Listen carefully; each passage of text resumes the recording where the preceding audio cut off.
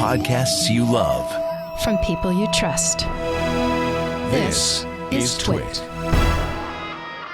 Hi, this is Leo Laporte, and this is my Tech Guy podcast. This show originally aired on the Premier Networks on Sunday, February 6th, 2022. This is episode 1866. Enjoy. The Tech Guy podcast is brought to you by IT Pro TV. Are you looking to break into the world of IT? Get the introduction you need with IT Pro TV. Visit itpro.tv/twit for an additional 30% off all consumer subscriptions for the lifetime of your active subscription. Just use the code TWIT30 at checkout. And don't forget, we are doing our annual survey. It really is a big help to Lisa and the team, help both selling the shows, but also knowing what you want, what you like, and what you don't like. We do this survey once a year. We don't want to track people. We don't want to intrude on your privacy. So it's completely voluntary, but it only takes a few minutes and it really does help us. So if you're interested, twit.tv/survey22. Let us know what you think, who you are, how you listen, and that kind of thing. twit.tv/survey22. And thanks in advance. I appreciate it. You don't have to say you like the Tech Guy show. It's okay. Well, hey, how are you today? Leo Laporte here, the Tech Guy. Yeah, time to talk computers, the internet. Yeah, sure, you betcha. Home theater, digital photography, smartphones, smartwatches, augmented reality, virtual reality, all that kind of thing. 8888, ask Leo, the phone number, 888-827-5536. Toll free from anywhere in the U.S. or Canada. Outside that area, you could still call, but you'd have to use Skype or something like that. 8888 Ask Leo. Website, techguylabs.com. All the shows are there. This is episode 1866. You'll find links after the fact and audio and video of the show as well. And I know a lot of people want the songs that Professor Laura, our musical director, performs with her orchestra during the breaks, and those will all be listed as well. There, techguylabs.com.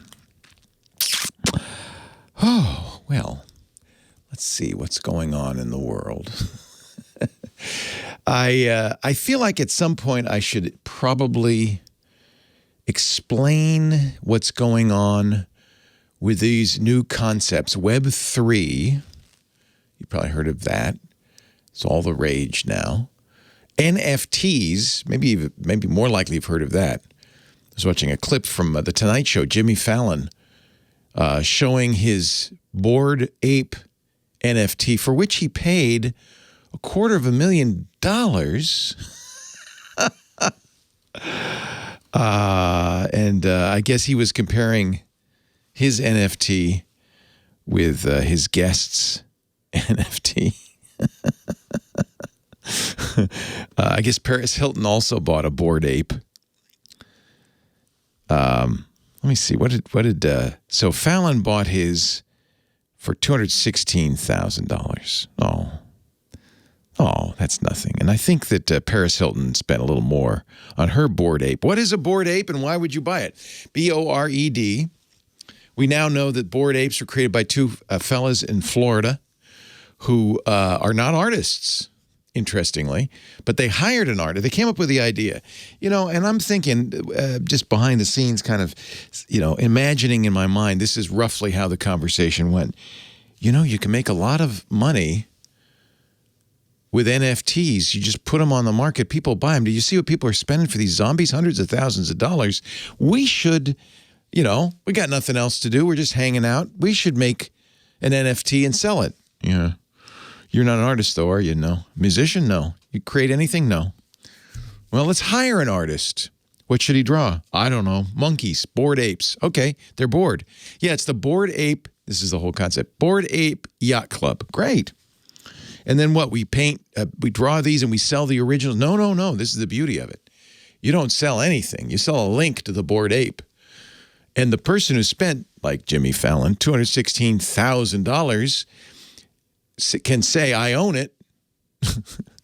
But if he wants to hang it on the wall, he has to do like anybody else does, which is print it out and hang it up, because everybody can still access it. You just own it. It's yours. Yeah. How much money are we going to make? Well, here's the deal. The real money comes after the sale. Really? How's that work? Well, somebody buys it for, let's say, $1,000 or $10,000. But then every time they sell it, we get 2.5%. Really? Yes. And because the person who spent $1,000 for it really doesn't want it, what can you do with it? He's going to want to sell it on. It's like buying tulip bulbs. It's just, you sell it on, and that's when you make the money. It's called speculative investment. Oh, okay. So, and then we get a little bit of everything. Yes, and it goes up. So the first person who bought it paid $1,000, but he, said, "Oh, I got the Bored Ape. You wish you had a Bored Ape." Yes, I do. How much? $2,000, $5,000, $10,000, $100,000, $216,000 last November, hundreds of thousands today, and every time it sells, these two guys in Florida get a little bit of it. So that's an NFT. You've certainly heard of Bitcoin, and Bitcoin is one of a number of currencies like the dollar or the yen or the mark or the pound. Money, money, money, money. But it's not backed by a government. And it's what they call a fiat currency, like the dollar. Fiat being the Latin word for faith. You got to have faith, faith, faith, because the dollar, I don't know if you've noticed, it's just a piece of paper. And the only reason it's worth anything is because you and I agree. Now, the dollar's nice because the government also agrees. And, they kind of sort of back it, but not, but it's the U.S. government. So the dollar, you still have to have a little faith. Bitcoin, well, it's just we agree it's worth something. By the way, that there seems to be a lot of disagreement because it was at one point worth $60,000 a Bitcoin. Now it's a little bit less, a lot less. It's $41,000. Still a lot, especially for the people, and this is important, who got in when it was 50 cents or a buck, or even better, when all they did is set up a computer with some software, and it quote, I'm putting this in quotes, it made Bitcoin. My friend Steve Gibson, early on in the Bitcoin days, it was pretty easy. Set up a computer. Ding, next morning, 50 Bitcoins popped out. Now, at the time, that's maybe $50, maybe not even that much, $25. So he didn't pay too much attention to it. 50 Bitcoin, when they're worth $60,000 each, is $3 million. That's a lot of money. Is that right? Yeah.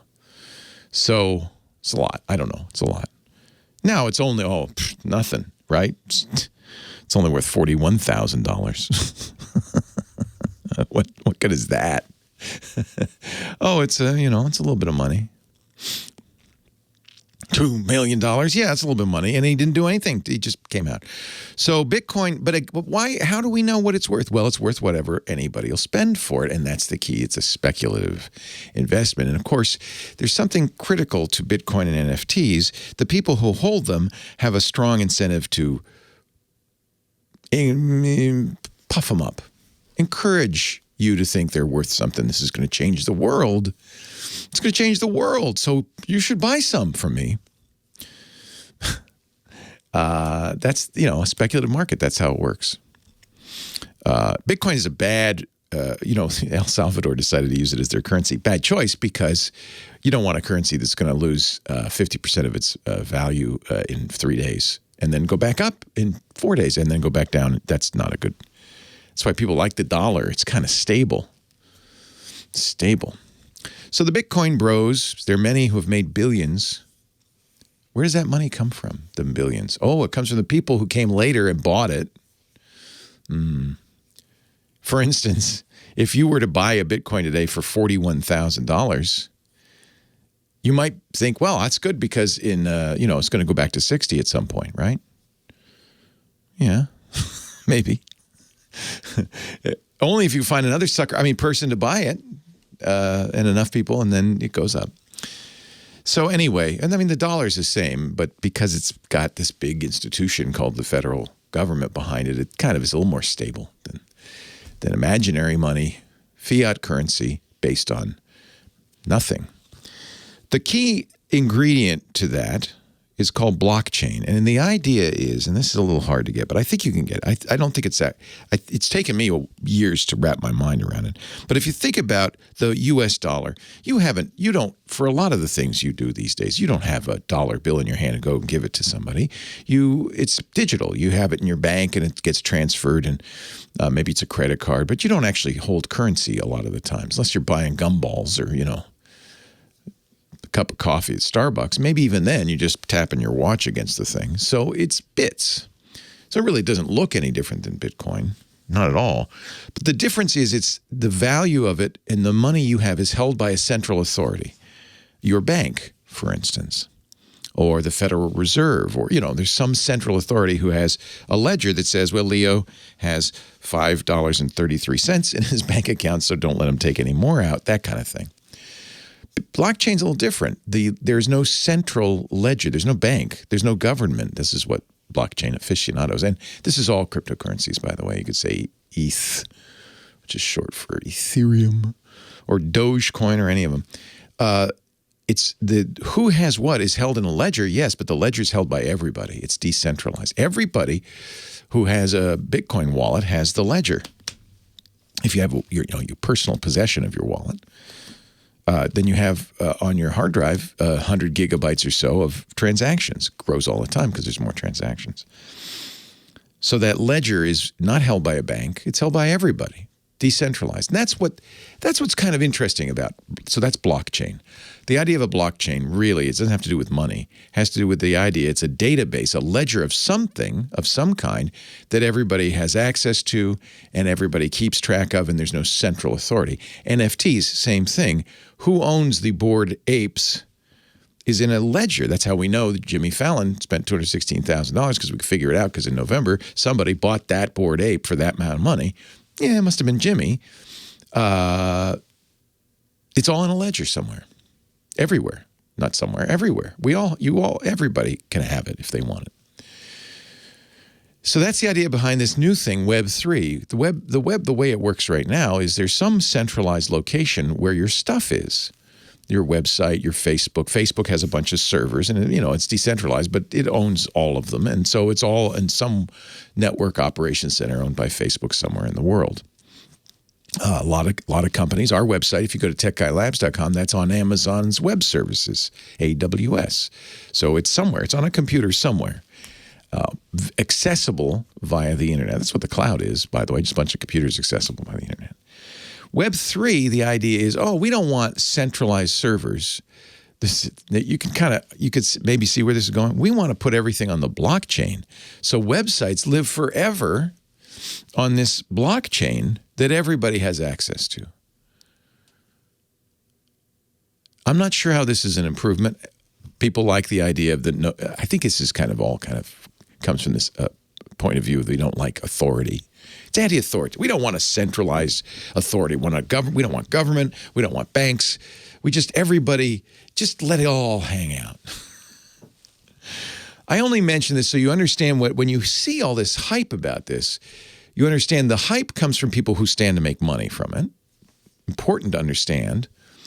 You are not going to make money on it, probably. Jimmy Fallon, maybe he'll make money on his Bored Ape.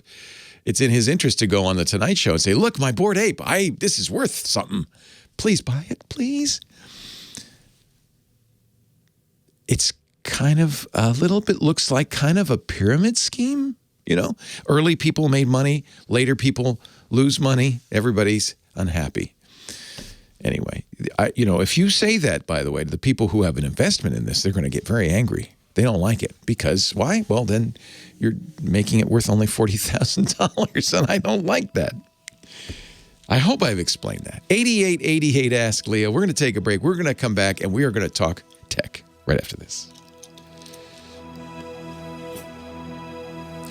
Yeah, I'm a boomer. It's the next big thing. Hello, Sam. Hello, Leo. How are you today? Oh, the Postal Service. Yeah. He's sitting in front of a truck today. That is the funniest talk about truck. the new 8 miles a gallon, huh? That's good. Yeah. That's Well, good. yeah, I mean, you got to keep in mind, the This is a vehicle that is based on a Ford Transit. The last time I used a Ford Transit to help my daughter move, driving around town. Love the It got Transit. about 12 miles per gallon. Ooh, Yeah, it's that's a not great good. vehicle for what it is. But not very, This new postal truck is quite a bit larger than the current generation ones. It's got a lot more payload capability. It's got better which is windshield. Yeah. Well, it's what the Postal Service spec'd out. This is what they said they want because they're carrying more packages, doing more deliveries now than before. Yeah. So they wanted something that could do that kind of use case, but it's still used. The use case, it's you go through neighborhoods and you stop every 50, 60 feet, to put stuff in the mailbox or drop off a package. It is the worst possible use case for fuel efficiency. So I'm not surprised that it gets 8.5 miles per gallon. Yeah. This They is should run it on exactly the kind of Bitcoin. vehicle that should be electric. Put it on blockchain. It'd run so much better. That'll work. Anyway, I don't want you to use all your material, so hang in there, and we will talk soon. All right. So, you probably saw Lisa's tweets, but just an update on the Mini Cooper saga. Yeah. It's in San Francisco now because they couldn't figure out what the hell to do at the dealer we bought it from. And in San Francisco, very nice guy, called up Lisa and said, well, the whole powertrain's shot for some reason. So we're going to send to Germany for the battery, everything, a new everything. We're going to put the new everything in, and then we'll figure out what's wrong. Because we can't figure out now because everything's dead. Just give her a new car. Well, I think she's going to go for the lemon law thing because they already said that getting the new thing, what do they call it, EME or something from Germany is going to take 3 to 4 weeks. So she's got the 30-day thing. So I think that's what we're going to do. It's just insane. Yeah. It's too bad. I mean, she really loved that car, but it only went 800 miles before it died. So that's I'd recommend go get a Hyundai Kona EV. She's I want to get a gas vehicle. EVs aren't ready for prime time. I said, but Lisa, look at my Ford. It's great. No, they're not ready for prime time. So she's just going to get some sort of ice vehicle. And that's the way it goes. I mean, I can't blame her for being upset. Yeah, I don't blame her either. Plus, you guys have had the challenges with the Bolt. Yeah, but we're living with the Bolt. They're going to eventually get a new battery. They're starting to get some. I think they got 2 batteries. Yeah, I mean, I can understand why she feels that they're still not quite ready for prime time though. Yeah. It's too bad because I'm a big fan, but that's life. She never liked the Tesla either. She hated the Model X, so it's pretty funny. Yeah. Pretty funny. This is crazy. So power electronics module. The whole thing. Well, yeah, and then BMW has a name, some German acronym. Yeah, and they call it electric motor electronics. But that's it. Essentially, the EME. this is the entire thing. Yeah, this is the inverter. This is what converts between DC from the battery. But they're DC taking out the motor. battery too. Apparently, I mean, I don't know how good our information is, but that's what the guy said. Is we're replacing everything. Anyway, we'll talk in a few. It's nuts. All right.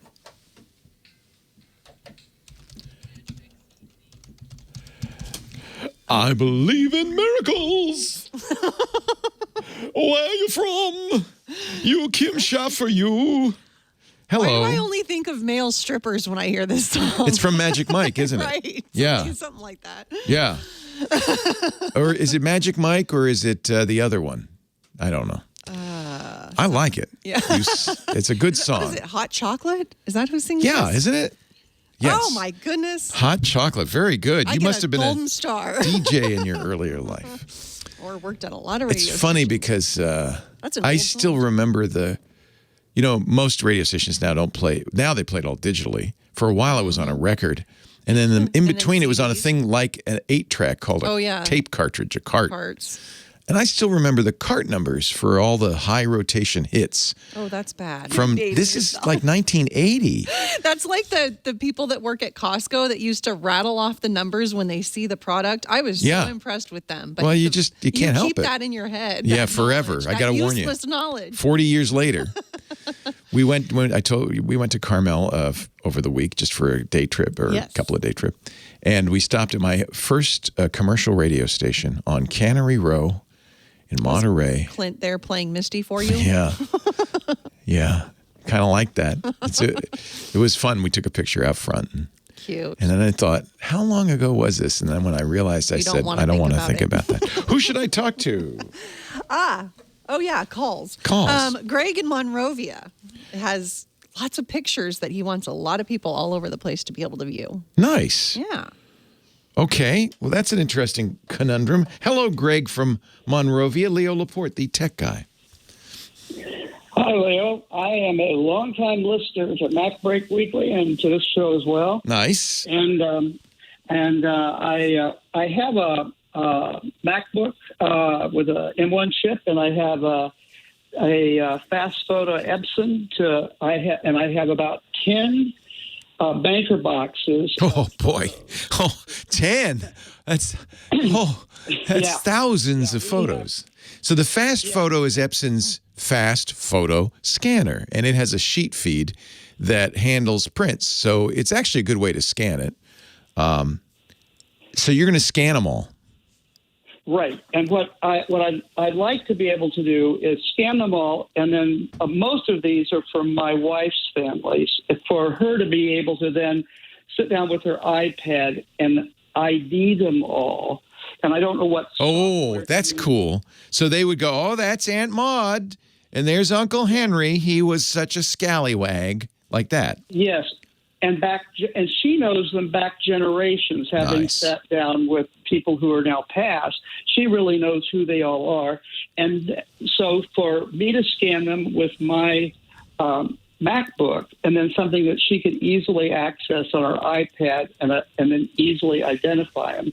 I'm questioning what software would be good to do that with, but also where these could be stored, where they could be easily accessible to her, and then when we get them in some sort of order, so that the extended family could then see them all and do with them whatever they like, because we're getting to be old folks, and so these need to be able to get to the next generation. Yeah, there are actually quite a few ways to do this these days. You want a way to store the photos, share them with family members, and allow them to comment. Are the other family members sophisticated enough computer-wise to be able to do that on a computer? Yeah. Yeah. And So- it's actually the next generation down from us. Google. Oh, good. So they're all hippie. Yeah. So, Google Photos is a great start. Google Photos has face recognition too, which means that once somebody identifies Aunt Maud, Google Photos will go out and find all the pictures with Aunt Maud, which is very helpful. Okay. They have shared libraries, so that's a good place to start. If you're an Amazon Prime member, they have a similar feature, Amazon Photos. Then there's also sites like Shutterfly, which are photo printing sites. And the reason I like setting it up to Shutterfly, besides the fact that it's free forever, is they'll make prints. So family members can say, I want that picture of Aunt Maud. I'm going to hang that on the wall. And they don't have to come to you. They can literally order it from Shutterfly. So there's 3 good choices. I want to tell you some more, but hang on. Leo Laporte, the tech guy. Then the final piece would be maybe uploading, once you've identified these people, somewhere like Ancestry.com to the family tree. Because, if you ever get somebody in the family who's interested, my daughter all of a sudden wants to know her genealogy. So she goes to Ancestry.com and she's downloading family. And having those documents there, I think, would be a nice idea. Or if not, Ancestry.com, which is a commercial entity, which will, by the way, let you upload these, not huge amounts, but upload them to family trees and stuff like that. The Mormon Genealogical Database or something like that. Allowing those to be stored there, I think would be nice for future generations. So familysearch.org would be another one. So it's an interesting idea, Yeah, I agree. The weakest link in all of this, Leo, is my wife, who needs to do the identification. So the first piece of this is what is going to be the easiest way for her to look at these and identify these? Is that going to be through Google? Yeah, I think so. So what you'll do is you'll create, and now, by the way, the free tier on Google may not be enough for tens of thousands of photos. I don't know how many you've got, but Google Drive's not expensive. And so you might end up paying for some storage, a few bucks a month, not a huge amount. I mean, we're talking on the order of that. But what you can do is create a shared album that you can send the link to everybody. It's still private unless people have access to that. You can even make it, you have to log in. So that everybody has access to it. The nice thing about that is they can also upload to it. So it's a really nice system for events, weddings, reunions, travel events where you have a bunch of people who might be taking pictures. If other family members may also have these images, it'd be nice if you get them all in one place. Easy to comment, so you can add the comments. You can also add, which might be interesting, geographic coordinates. So if she knows, like my family's all from Holyoke, Mass. If you put Holyoke as the location of these photos, that's kind of a useful thing. So I think Google Photos is a good choice. But again, yeah, I think for her that'd be the easiest. Yeah. Okay. Yeah. And so it'd be easier so we would be able to log into something that is not my identity or her identity. It would just be the identity for that. You could, well, so it could be your Google account, or you could create a fresh account just for this. Okay. And then it would be, familygenealogy@gmail.com. Got it. Thank you so much. I really appreciate it. And I appreciate your show and many of the shows that you have on your network. But thank you so much. I'm glad you listen to MacBreak Weekly. That's great. Thank you. I really do. I and really I appreciate this show so much. I've sent other people to the show, too. Bless you. Hey, thank you, Greg. Have fun with that project. It sounds like a great project. I will. Yeah. Thanks so much. All right. Take Bye-bye. care. Bye-bye. All right, Sam. All righty. Did you guys have a nice time in Carmel? Oh, it was so nice. We had so much fun. We didn't realize that the AT&T was this past weekend, so there were a lot of golfers. Golf tournament. Yeah, the Crosby Clam Bake, as we used to call it. But since I grew up in Santa Cruz and I worked and lived in Pacific Grove, I showed Lisa my old haunts. We went past the high school and my old house, and we visited my place on Mermaid Lane in Pacific Grove that I used to live, and it was fun. We went to the old radio station. But then Carmel is so beautiful. We thought, we want to move here. We love Carmel. Have you been there for the Concours d'Elegance? No, I have yet to be invited down by anybody for that because it's too expensive to go on my own time. Yeah. But, my wife and I did spend a long weekend there a few years back and really enjoyed it. Oh, it's so quaint. It is. It's awesome. So pretty. I hadn't been there in a few years. Lisa's parents honeymooned there like 58 years ago. And so we went and visited the hotel where they honeymooned. And it was so fun. It was just, we had such a good time. That's great. Yeah. The Tech Guy Show brought to you this week, as it often is, by those great folks at IT Pro TV. Such a fan of IT Pro TV. I feel a little proprietary, to be honest with you. I feel like they kind of, when they first launched, they came to us and they said, we admire you. We kind of copied what you're doing, but we're doing it for IT training. Can you tell the world about it? And we said, yeah. And we've become great friends with Tim and Don and the founders. And I just think it's fantastic. If there's one thing everyone knows about IT, right? It's that it's changing all the time. And so you need a partner, an educational resource. So even if you're already working in the business, you're keeping up to date.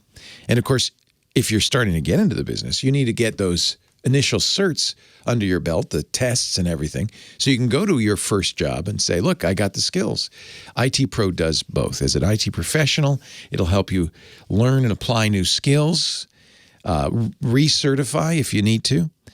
IT Pro TV keeps up to date with the latest content. They've got 7 studios running all day, Monday through Friday, because the tests change, the certs change, Microsoft just dumped its MCSE certs for a whole new set of certs.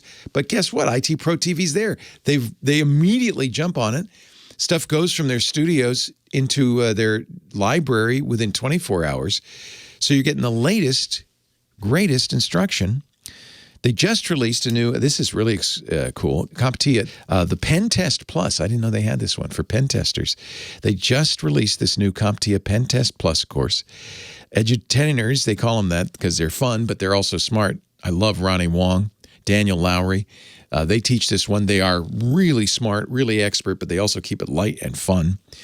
You'll be learning pen testing, penetration testing, vulnerability assessment, management skills. It's an 18-hour course, and what a great course. What a great skill to have, whether you're new to IT or an IT professional. And by the way, you can also, if you're getting ready for exams, let's say you want to take this Pen Test Plus, they have practice exams. So you can practice. It's a good idea to do that at least once. So you get used to the idea of how the tests work, but also so you know whether you're ready for the test, right? The monthly theme, they do this every month, and I guess this is why Pen Test Plus is on the docket, because this month it's Hacking Month. February's Hacking Month. 2 webinars for you to catch. One called Blueprint for a Successful Pen Test is coming up on the 10th. Tips and tricks to maximize your investment. That's 2 p.m. Eastern on February 10th. Start Your Ethical Hacking Career, a pen tester's guide. That's February 24th at 2 p.m. Eastern. Philip Wiley will be the host of that. He wrote the Pen Tester's Blueprint, Starting a Career as an Ethical Hacker. Wouldn't this be a fun skill to have? You know, to get into IT and be a pen tester? Get all your hacking out in a legit way. IT Pro TV's free hacking weekend is coming up on the 19th and the 20th. Courses, it'll be free for that weekend. Pen Test Plus PTO 002. Hands-on with hacking, a certified ethical hacker, CEHV 11. Penetration testing tools and techniques. Linux shell scripting basics. So some really great courses. Those are free on their hacking weekend, February 19th and 20th. Level up your IT team, too. They've got a great plan for businesses. Check out the IT Pro TV business plan for your team today. As an individual, as a business, there's nowhere better to learn from enthusiastic experts in the field. Their enthusiasm is contagious. You'll feel it too. You'll be excited. I am. It's really cool. If you're looking to break into the world of IT, get the introduction you need with IT Pro TV. Visit itpro.tv/twit. You'll get an additional 30% off all consumer subscriptions as long as you stay active. The offer code is TWIT30. Okay? TWIT30. So 2 things to remember. itpro.tv/twit. Offer code TWIT30. You probably want to remember all those dates too, but you'll find it if you go to the website, itpro.tv/twit. Please use that offer code TWIT30 for an additional 30% off for the lifetime of your active subscription. Is an amazing deal. IT Pro TV. Build or expand your IT career and enjoy the journey. We thank them so much. We've been friends for years, and I know a lot of people who watch our shows are IT pros thanks to IT Pro TV. So it's a nice relationship. itpro.tv/twit. Make sure you use that so they know you saw it here. It's time to talk automotive technology with Sam Abul-Samad. He is a principal researcher at Guidehouse Insights, the podcast Wheel Bearings, beloved by car aficionados everywhere. He joins us every week to talk about, automotive technology. Hi, Sam, from Ypsilanti. It was Leo. It was -5, wasn't it, the other day? I saw your Instagram. Holy, it was something like that. Yeah, it was just under 0. We got a bunch of snow the other day. Not quite as much as they got in the Northeast, but we got about 8-9 inches around here. Yikes. So it was kind of nasty because it started off that morning at about 37, so it was raining, and then gradually got colder and colder. That's the worst. Oh, it is. Makes so I had ice. to do it in stages. Yeah. Get out there just as it was getting to freezing and shovel the slush out of the way before it froze, and then I could take care of the snow later. So yeah, but that's the worst. Yeah, but we survived. We got through it. No problem. It's Yay. just another winter. Now you're sitting in front of a perfect snow vehicle. This is a picture of, and I've seen it before, the new USPS, United States Postal Service, the post office's trucks. delivery Yeah, trucks. it's kind of an odd-looking little beast. Yeah. Short hood, big window. Yep. But that's all based on the specs that the Postal Service provided, when they did the request for proposals on this back starting, I think it started back in 2015. This is a big deal, though, because they'll buy a lot of them. Yeah, about 186,000 units. Is it a done deal? When you say bought, that sounds like they already did. They selected, they started off, there were 4 bidders in the process. They got it down to 2 last year and made the final selection with a company called Oshkosh Defense, who makes a lot of trucks for the military. And Oshkosh partnered with Ford. So this thing is based on the underpinnings of a Ford Transit van. Oh. So the way it looks is because of the specs that the Postal Service gave out. The current postal trucks, the so-called LLVW or long life vehicle, was designed for a 20-year lifespan. That was 40 years ago. And right now, the average age of the units still left in the fleet, about 180,000 of these things, is over 30 years. Really? About 32 or 33 years, Wow. yeah. Wow. So these things actually have had a very long life. Long life is right. And they're not very fuel efficient. They don't have modern things like airbags, blind spot monitoring, air conditioning, and the way that the Postal Service, their business has transformed in recent years. They're doing a lot more package and parcel delivery than they used to. So part of the reason why this truck looks the way it does, because it's larger, because they wanted to accommodate more payload, more packages, and the downside of that is because it's larger, it's less fuel efficient than it might otherwise be.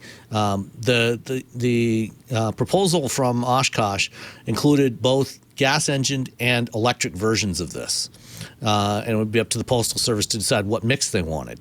Oh, see, electric seems like it would make a lot of sense. It certainly would, given that these things, generally only go maybe no more than 40 or 50 miles a day, and for the vast majority of them.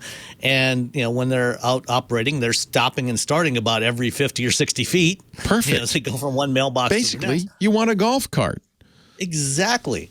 And so, for some reason, Louis DeJoy is still the Postmaster General of the United States. I have no idea why he is still in that position, but It's complicated. he made the decision that we're going to order no more than 10% of these to be electrified. The rest are going to be gas engine. And the EPA sent a strongly worded letter to the Postal Service this week, rejecting their environmental impact statement that they submitted for this deal. Well, it seems like it would also be more costly in the long run, wouldn't it? In the long run, yes. Maybe initially you have to buy the up front, batteries. The EVs are going to be a little more expensive. Yeah. But over the long run, one of the things that the EPA specifically cited in here, the Postal Service did not publicly disclose the total cost of ownership for the new vehicles in the environmental impact study. And their TCO report analysis that served as the basis for the selection is not transparent and is potentially flawed and out of date. Because, as I said, this thing is based on the Ford Transit van. Which isn't the most efficient vehicle. No, to it's begin not. with. I mean, I used one about a year and a half ago to help my daughter move, and driving around town here, I got about 12 miles per gallon. With this Postal Service vehicle, they're Seems saying we it's could going to do be about 8.5 miles per gallon. Might as well get a Hummer if you're going to do that. Well, yeah, I mean, the Hummer is going to do even worse, in the type of use case that this thing's because you're stopping. Oh, and it's the starting stopping every and 50 feet. starting that makes it so bad. Yeah, sure. Exactly. Yeah. If you were just driving it at constant 35, 40 miles an hour, it's not going to be anywhere near that bad. Right. But it's a perfect application for an electric vehicle. And for some reason, they have decided, that only a very small percentage of them initially are going to be electric. But Ford is now building and shipping the E-Transit. They have a version of the Transit that has a battery and an electric motor and everything. They could very easily just drop that in here. And really, that's, it's up to the Postal Service. They should be doing this. They should be ordering these with electric powertrains, at least the vast majority of them. Now, that also means that they're going to have to spend some money up front on installing charging infrastructure at the postal stations. But again, the way these things are used, they drive around all day and then they sit parked at night. So you these aren't running 24 hours a day, so you Perfect don't need application, DC fast it charging. seems like. Yeah. Yeah, I mean, you can charge these things overnight, so you don't have to spend nearly as much, as it would be for, say, something like a robo-taxi where you want to be operating 24 hours a day. You can do slow charging, and it would be fine. And you don't even need a gigantic battery for these, again, because you don't need 400 or 500 miles of range with this. You can use a smaller battery. It gets you 100 miles of range, and it would be more than adequate.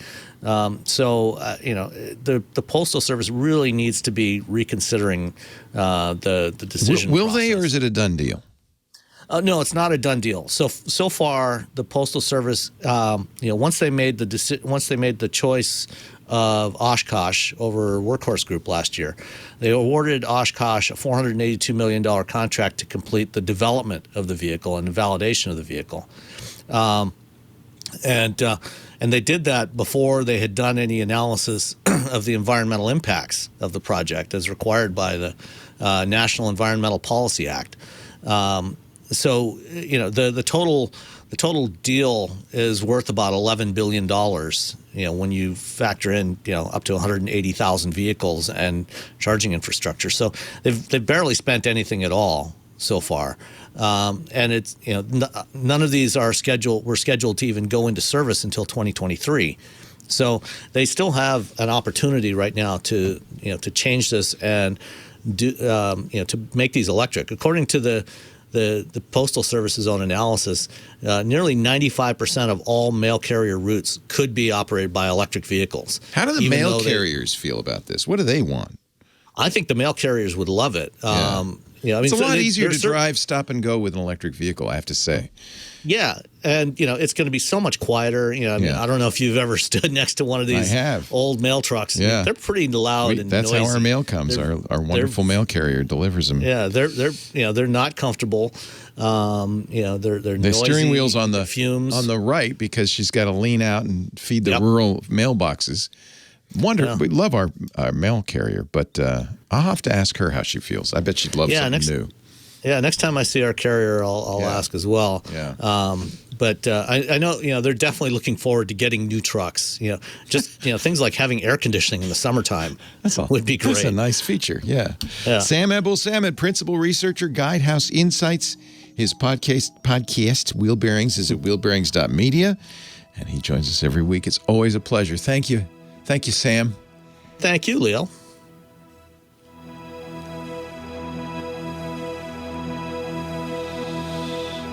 And now it's time for the Sam Ebel-Samad segment on the Tech Guy Show.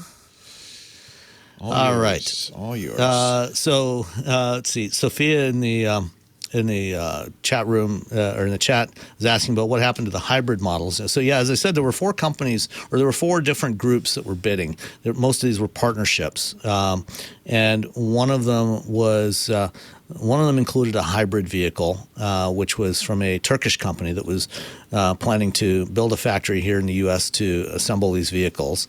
That one they actually dropped out of the program a couple of years ago. There was also the last two companies that were in the selection, in the process, were Oshkosh and Workhorse Group. Workhorse was the only company that was actually proposing a full battery electric vehicle.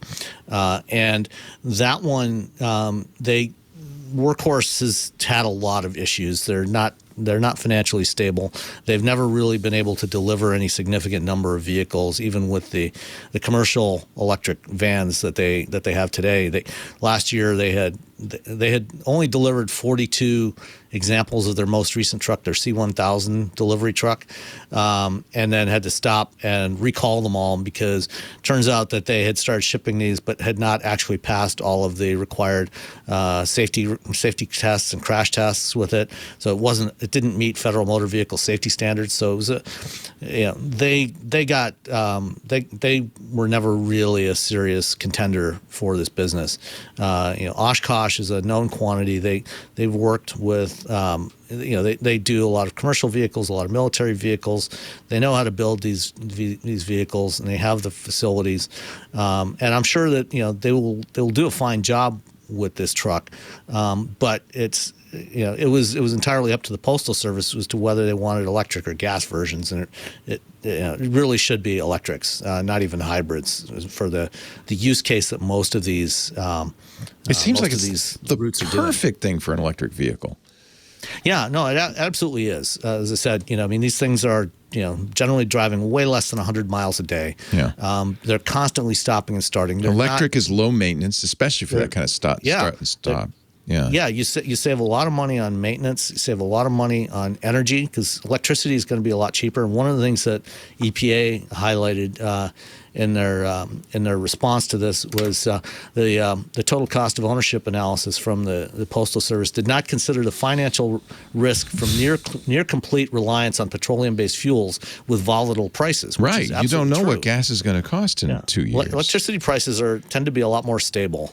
Well, especially I would imagine if the Postal Service were doing it, they could use solar panels and all sorts of ways they could generate that electricity. Yeah, I mean, and this is actually an example of a vehicle, because of the flat roof and everything, where you actually could put some solar panels on the roof. That would add significantly. Oh, that'd to be the cost. interesting, wouldn't it? Yeah. But you could do something like that.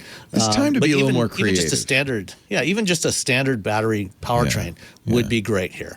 And as I said, you don't need to do DC fast charging on these, so the batteries are probably going to last a long, long time in the kind of use case that they're doing.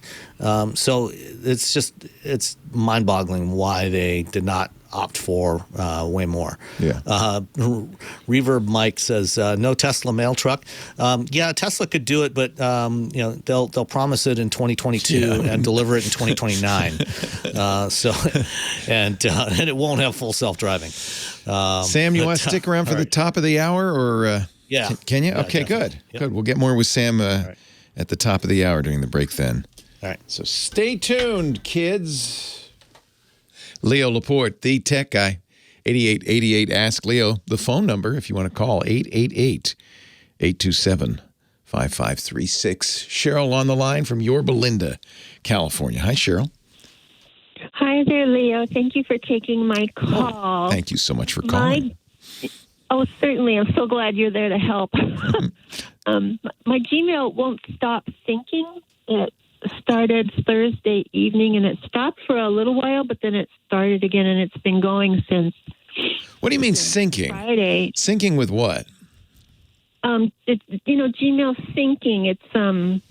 I guess I don't know what it's syncing, but there's like if you go to settings and you end up where you can force stop Gmail, and you can pick what things you want to sync.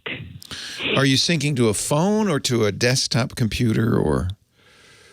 I've never seen this before. I knew nothing about it. Or are you just seeing the announcement that I'm syncing? And by which you mean not S-I-N-K, like going down with a ship, but S-Y-N-C. It's synchronizing data. Yes. Yeah. I looked online, and I've done everything they said to do. And there's other people with this problem, but that's from 2019, all these people that were having the same problem. And so I've done everything except where it tells you to clear data. Yeah. So you are you're on a smartphone. Yeah. That's where you're seeing this is on the smartphone. Yes, I'm sorry. Don't explain things. No. I'm just trying to clarify. Clearing data is harmless on the smartphone. It does not clear your email, but it isn't a bad idea to clear the cache in the app. I've done that 3 times, and I've done everything. So you're on an Android device? Yeah. I'm really good at figuring this stuff out. So if you go to the apps in the settings, you go to apps and you go to Gmail. Have you done that? And then looked at the settings there. There is a setting or a parameter to clear the data on that app. Yes. Yeah. And you say you've done that. No, I haven't done that. That's okay to do. Yeah, I know you're concerned maybe you'd lose something. You won't lose anything. Yes. That's what we call a data cache. And if it's damaged, it could, in fact, cause this resyncing problem. The other thing to do is you're using the Gmail app, are you?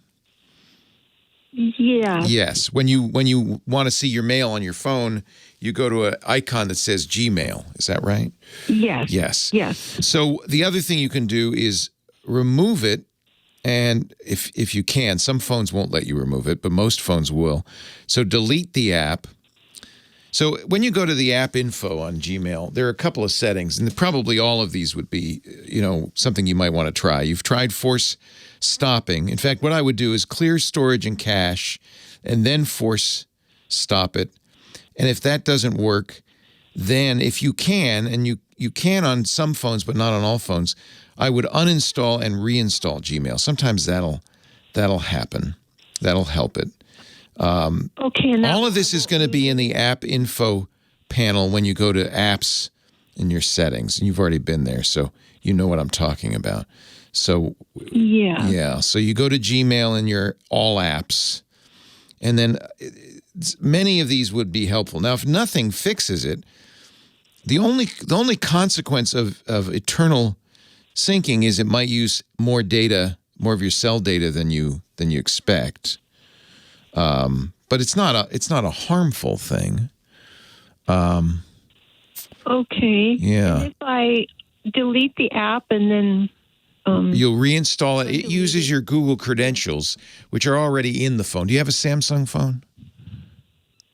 yes. Okay. Again, the clues. I'm getting clues, and I'm like Sherlock Holmes. Yes. Cheryl, I believe you will use a Samsung S10 from 1998. No, I don't know what kind of phone. So Samsung will let you uninstall. The Google phones won't, but the Samsung phones will. So I would, if you've done all the others, clearing the cache, nothing works, uninstall it and reinstall it. So here's what's happening, just so you know, behind the scenes. Something's broken, obviously. It could be that the cached data, it saves stuff so it doesn't have to reload it, could be corrupted, could be damaged. And so the application keeps reading it and goes, nah. Or it can't write to it and say, I've synced, stop stinking, I got it. It should sync every day. It should sync on a regular basis. But if it's eternal syncing, it's not the end of the. Like I said, it's not the end of the world. It might use a little more data than you're used to. I would just suggest uninstall and reinstall, because after you delete the cache, and if that doesn't fix it, then uninstall and reinstall, because it may just be a damaged app.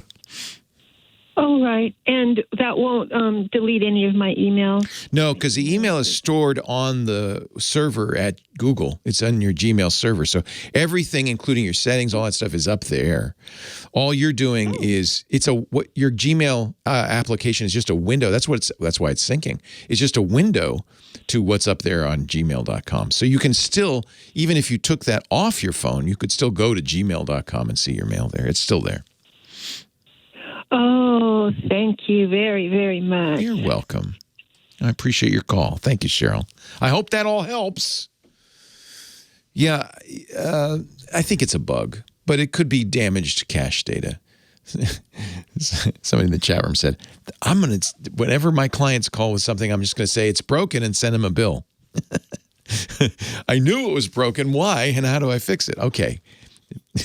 There's additional information. Tim's next from Culver City, California. Hi, Tim. Leo Laporte, the tech guy. Leo, hi. And I just want to tell you real quick, I've been listening to you since Call for Help.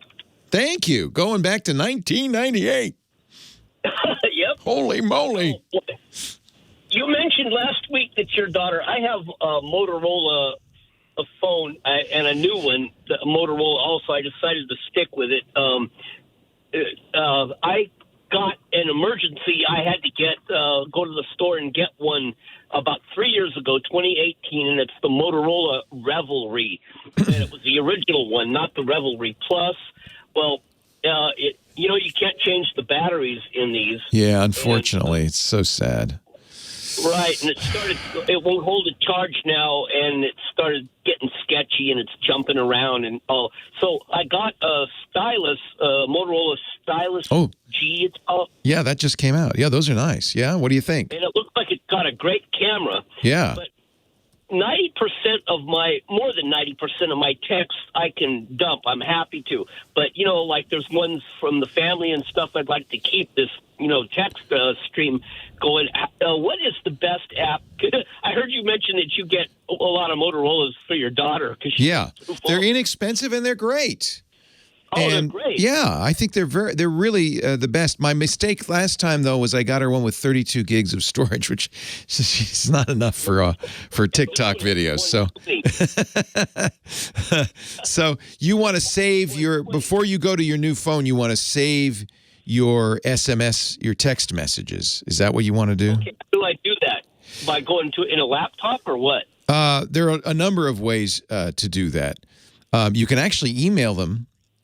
You send them to your Gmail account is one way to do it, which might not be a bad way to do it, because then you can select the ones you want and you can then search for them in Gmail. But it's up to you. You can also export them and then mail them to yourself or copy them to an SD card or something like that. Huh? Because it seems like there's some apps that you can. There are also apps. Yep. There's an SMS backup and restore app, and yeah, there are apps, but you don't need an app to do that. You don't? Okay. No. Then what would you say is the best and quickest way? Do you have a Gmail account, right?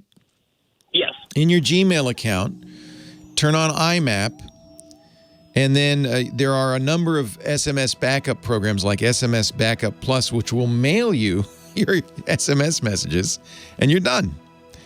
Leo Laporte, the tech guy. A couple of different apps that'll do this. I'm going to suggest, I'm not sure what the best one is. Let me see. I feel like you should be able to do this for free, too. SMS Backup and Restore is one. SMS Backup Plus is another. And in most cases, what these will do is they'll let you email yourself or export them as a file, which you can then, do whatever you want with, copy to a computer or send to a computer or put on your Google Drive or that kind of thing.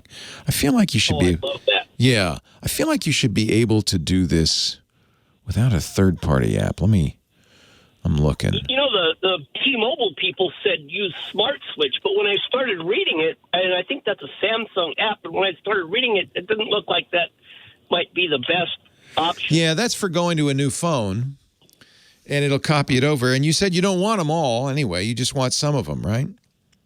No, but I wouldn't mind going to the new phone. I've been going through and deleting the Well, when you get the new phone, it'll say, "Do you have a previous Android phone you want to copy it over from?" And it will let you do that.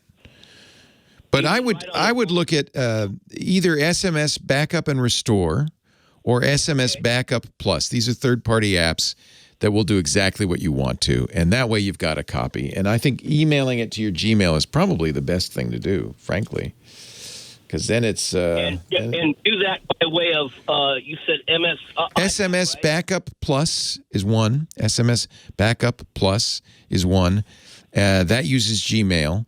And then SMS Backup and Restore will let you save it to Dropbox or Google Drive or whatever, and then you can restore it using that same application somewhere else. So it kind of depends what you want to do. That's awesome. You're really the only talk radio I can really listen to for any length. No politics, baby. No politics. No, I'm not Joe Rogan. No humor. Just the facts, man. Hey, it's a pleasure. Thank you for calling. Thank you. Bye. Take care. All yours, Sam. Thank you, Leo. So Chevy guy in the chat room is asking about the best meter to use to detect drain on the battery. It sounds like he's got something that is draining. I'm assuming is draining his battery, and I suggested, I'm not aware of anything that you can use for monitoring the current draw over time in the vehicle. But, any basic voltmeter or, multimeter that you can get from any big box store, for about $20, $30 should be able to tell you when the vehicle's off. You can pop it into various places and probe the different ports in the fuse box and see if there's current on there, to see if anything's drawing current from it when the car's off.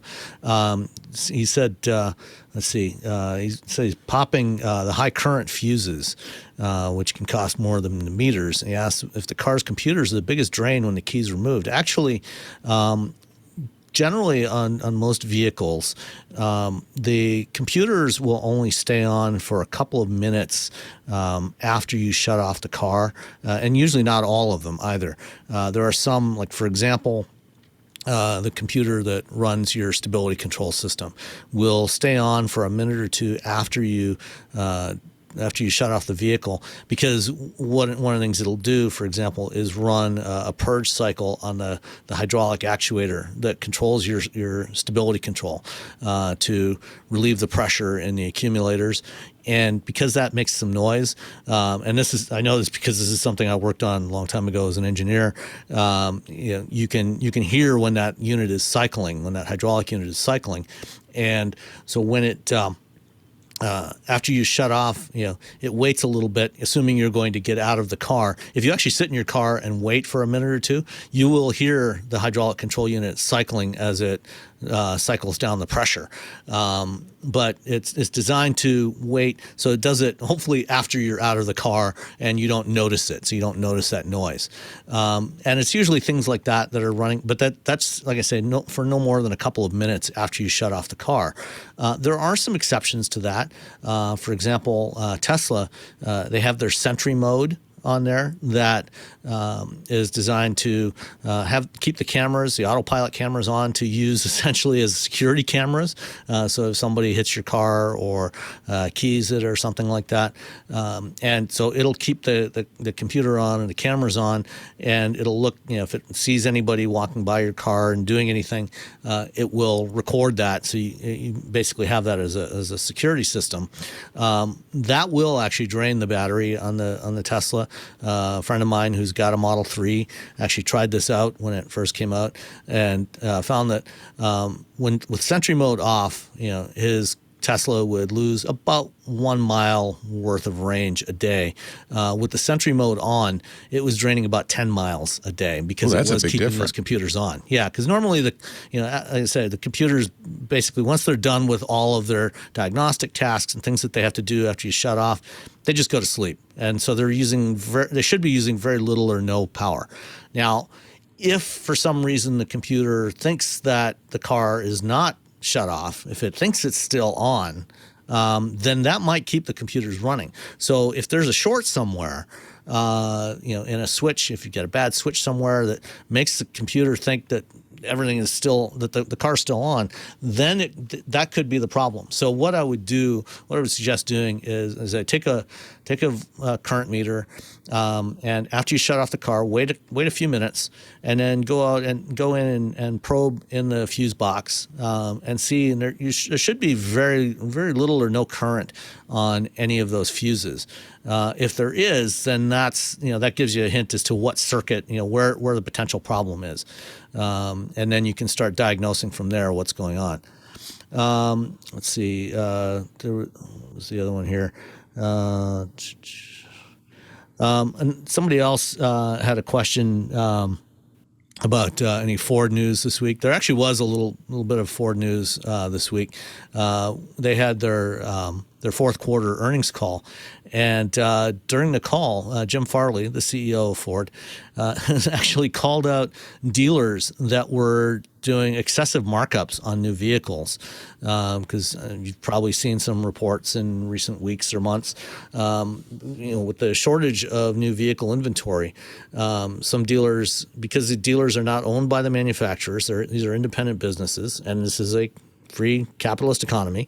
They're allowed to charge whatever they want for the vehicles. They can charge above manufacturer's suggested retail price if they want, or charge less if there's too much supply and not enough demand. This is the good side and the bad side of a supply-demand economy. But some dealers have been charging as much as $10,000, $15,000, $20,000 over sticker for vehicles like the Mach-E and other popular vehicles that there's limited inventory of. Some dealers are, as they've started now I converting. hate dealers. reservations Why don't to- we get rid of dealers? I think Tesla had the right idea on that. Well, the problem is the states control this, and most states have dealer franchise laws. Lobbyists control it, and the states went along. Yeah, but the lobbyists are paid by the dealers because Yeah. the dealers have Yeah. become very wealthy over the last 100 years, and they got these laws. And if put you in get a place. good dealer, you're lucky. You're Yeah. good. But if you get a bad dealer, you're And Farley, specifically said, the manufacturers know how much the dealers are charging because once they get, once the sale goes through, they get a record of the transaction prices, and they know if the dealers are charging over. And he said it's only about 10% of dealers that are doing this. So the best thing to do for consumers is, if you're trying to buy a vehicle and the dealer is insisting on, a big markup, you know what?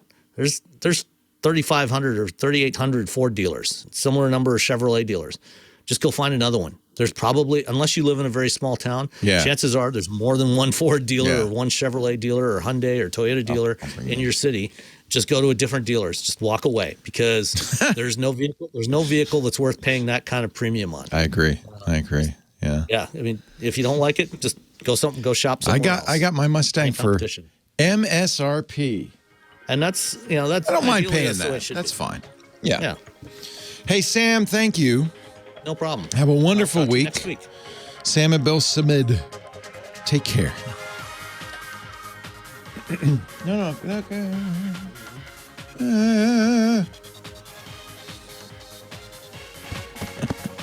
Hello.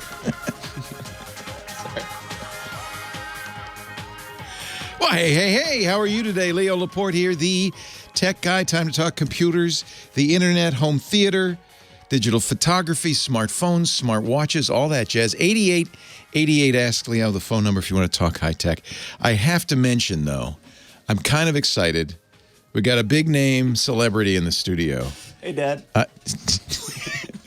You're not supposed to say that I'm your father because then it looks like I'm I'm like nepotism. Right. Got Yeah. it. Okay, my bad. Hey, what's up, Leo? This is call me Dad. Okay. This is my son Hank, who is 27, and the really interesting thing about Hank, he went to college for broadcast journalism, got his degree in broadcast journalism, kind of grumbling all the way because the teachers weren't. I won't mention the school, so you. That's okay. See you, Boulders. Go Buffs. See you. They Go have Buffs. Great journalism program. They by the do way. have a good Yeah. journalism, but some of the professors maybe didn't understand. No, I think I wasn't so good at it, to be honest. Oh, okay, good. 'Cause there were kids thriving. It just might not have been my Hey, scene. you got the degree. That's true. Yeah. Then you got out of school and you thought, well, maybe I want to work for my dad, which was a very bad idea. He sold advertising for the podcast network for about a year and a half. It was great getting to hang out with you, though. Yeah, I really liked that part. And then you ran away to Asia for some months, open-ended ticket, and then COVID, and you had to come back. We made you come back. Yeah. You said, I'm buying you a flight, and you're getting out of there. So you were kind of doing odd jobs. You did a lot of drone work, I right? tried to start Photography? a small advertising agency, which Yeah. kind of flopped a little bit. And then, I was doing like commercial real estate, like drone photography stuff. Yeah. But then Yeah. and I remember this when you were a kid. You loved watching, what was that YouTube channel you watched where they made really huge, disgusting food, like 800 patties of hamburgers? Yeah. Epic Mealtime. Epic Mealtime. You used to love that. Oh, yeah. Big time. I still YouTube- do. Yeah. Those guys. Are kinda they fell. still around? A little bit. They still post like weekly, but I They don't know. probably how ate much- that stuff and now they're all having heart problems. Yeah. But anyway, you always wanted to do that, didn't you? Yeah. I liked food videos, love food videos. And then I started a TikTok. That's going well. So that's where we're at. So, TikTok. You have 1.8 million followers on TikTok, which is, by the way, more than listen to this show, more than listen to all my shows combined. You're doing very, very well. Oh, thank you. That's The very videos are short food videos. You also post on Instagram, Salt Hank. Yep.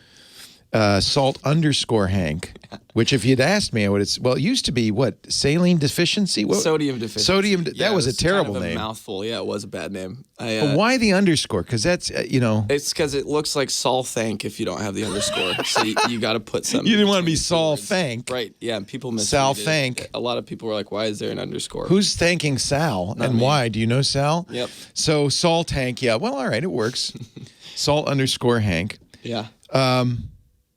What happened? How did you figure? How did it take off? What made it take off? People are listening who want to be TikTok stars. Okay. I guess just keep filming yourself and do a really bad job at it until you get good at it. You know what you're good at Eventually though is something editing. Well, I became good at editing because I filmed so many crappy videos. You that just did eventually it. You They were figure out terrible how at first. Exactly. Yeah. You buy lights and then you figure out what looks good and then you keep doing it and eventually something pops. Did pop, didn't it? Yeah. Now you have an agent, a manager. I have a manager. You have Shout out advertisers. Ali Wald. Yeah. Shout out Cuts. Most comfortable. Oh, I probably shouldn't do ads. Is on this your no? show. That's okay. So hashtag sponsor. That's one of the people who. Yeah, this is Cuts. Shh, don't say the name too much. Oh, sorry. My bad. Hi, guys. It's a lot more expensive to buy ads on your podcast or on your TikTok than it is to buy ads on my radio show. I'm sad to say. No, that's not No, true. you're doing great. Thank you. How do you get better at TikTok though? What is it? Do you pay attention to the response you're getting? I would say you pick out things that get views, and if you can like decipher what it is in the video that's getting the traction, try and capitalize on that and get really good at a couple specific things. Find your niche, do something that's authentic to you. I obviously love cooking and I love filming, so that was an obvious pick for me. But just find something you like, and if it sticks, then keep doing it. You realize that it's your fault that Facebook's dying. I don't know about that. You're not on Facebook. You don't do your stuff on Facebook. You do it on. I'm supposed to. People tell me I need No, to be no, on there. no. Well, every Even platform Mark has Zuckerberg value, even said if- TikTok is killing us. Yeah, I'm sure. I mean, yeah, of course. There's always the next thing. So you're on TikTok. You do it on Instagram. In fact, people say, "Well, where's the recipes?" That's on Instagram. Yeah. If you want to cook the same thing. Transitioning to YouTube though soon. And you're transitioning. No. Well, the recipes now aren't going to Okay. be on Instagram gonna anymore put- because I'm going to do longer form content. Like So that's on. fully And described you're going to start a recipes. podcast. Yeah, that's why I'm here, Yeah. picking up some mics from Pops.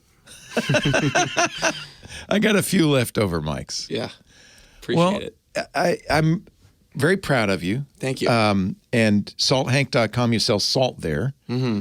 How's that going? It's good. We're sold out. I so- should mention I'm an investor. Yeah, he is. Hashtag Angel sponsor, investor. hashtag investor, whatever He was the Federal seed funder. Trade Commission requirements. Do you really have to do that? Yes. You can't plug stuff that you make money on unless you tell people. Mm-hmm. Of course, I'm not making any money on it. It just cost me money. Yeah, exactly. So I don't know if I really have to Well, do it. you own 5%, I think. Do I? I don't know, actually. Technically not on paper. but- There's no paper. That's the problem with your son. You just go, sure, whatever, here, buy some salt. Yeah. Enjoy. Here, well, you get all as much Is there any free salt left at as you Salt want. Hank, or did you sell out? We don't have any salt left right now. We have some pesto salt, but there's Nobody like- wants it, huh? No, we only have a couple bottles left. There's but 2 bottles of pesto the salt. essential salt and the Go truffle get it. salt are gone. Hashtag I'm an investor, and if you please buy some. Salthank.com, and follow him on the TikTok. Although you don't need me to plug you. You've done really well on your own. I'll be honest, I'm more nervous on here than I am on TikTok. You're very comfortable on TikTok. Yeah. No, Yeah. I'm alone in a room. I guess I'm pretty It's much easy. alone here. I'll be honest, the commentary going on. You see I the don't chat have room. That. Yeah, it's live. Yeah, don't have chat room. Because then you make you nervous. No, it's okay. I go live on TikTok sometimes, and that's fun, but there's only like 100 people watching, so. All right. Yeah. I love you. I'm so glad you're doing so well. So proud of you. I mocked the mustache, but now it's your trademark. Now I think I have to keep it. You for the have rest to of my keep it life. for us. It's like Chef Boyardee, because his logo has a big mustache on it. Yep. I'm So stuck with now, yeah, I don't fashions come, fashions go, but the mustache stays forever. it. Unless I can get like a razor company to sponsor an episode where I shave. Oh, or that something would like be that. big bucks. So yeah. We'll if see Harry's one comes day. along or Dollar Shave Club and Then I have says to get a fake one. For a couple $1 million to shave off your mustache, you'd do that, wouldn't I you? could sell the mustache on eBay. Oh, Hank, I'm proud of you. Good for job. having me on. Good job, son. Good to see you guys. 88 Ask Leo. When you get a celebrity in studio like that, especially somebody who can explain the secrets of success, can you make money at that? On TikTok? Yeah. Yeah, of course. Okay, I'm just curious. Okay. I probably should have asked that up front. Actually, you make more ads on your TikToks. I'm not going to say any numbers, but they're much more expensive than ads on anything I do. I mocked the whole thing. I said, "Oh, you want to get a real job. You don't want to be an influencer, a social media guy. That's no good." And then I realized, wait a minute. When I got into radio 46 years ago, that wasn't a good career choice.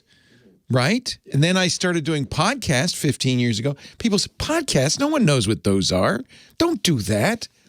So you're just doing what I did, only you're in the modern times and you're doing the TikTok. Yeah, it's a career now. It's a career. Yep. Very exciting. What's next? You get a job? I don't know. Book deal maybe? See how I'm thinking? When do you get a job part? When do you get a job? When do you get a paycheck? I don't know if you ever get a salary. You're working on books? Book deal, maybe a cookbook, Salt Hank. Hopefully YouTube might start doing well. Yeah. Podcast is Awesome. awesome goal. So I will no longer mock new media because I realized, that's what I did. Anyway, back to the old media. Radio, we're going to take your calls, 8888 Ask Leo. The phone number, 888-827-5536. Are you going to stick around for a little bit if people want to ask you a TikTok question? Got a lot of fathers like me with kids who want to do this. So, all right, stay here. Are you sitting out in the car? Yeah, we're getting back from Tahoe right now. Oh, nice. How was the snow? You look great in that. You look like a king. It's the lighting. It's all about lighting, man.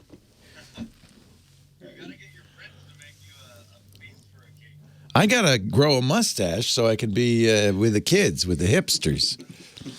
That's what I got to do.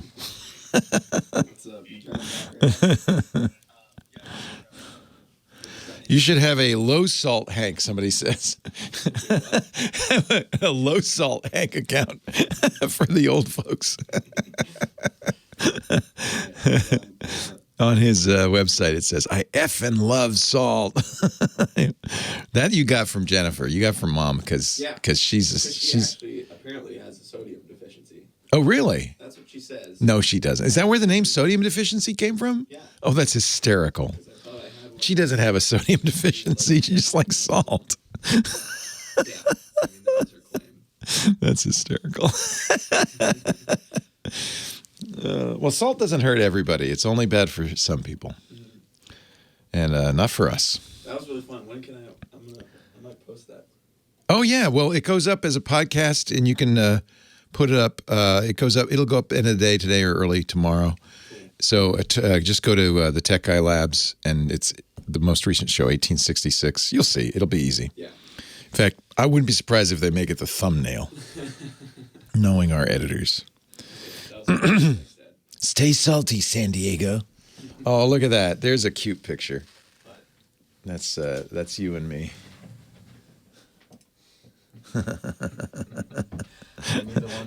Look at what a good-looking boy, huh? I do. I have that picture of you sitting on my lap at KSFO. I should pull that up. Sit in your lap right now. We can get a You can sit in my lap. We could do a second. Let's do second. Okay, next break. Not now.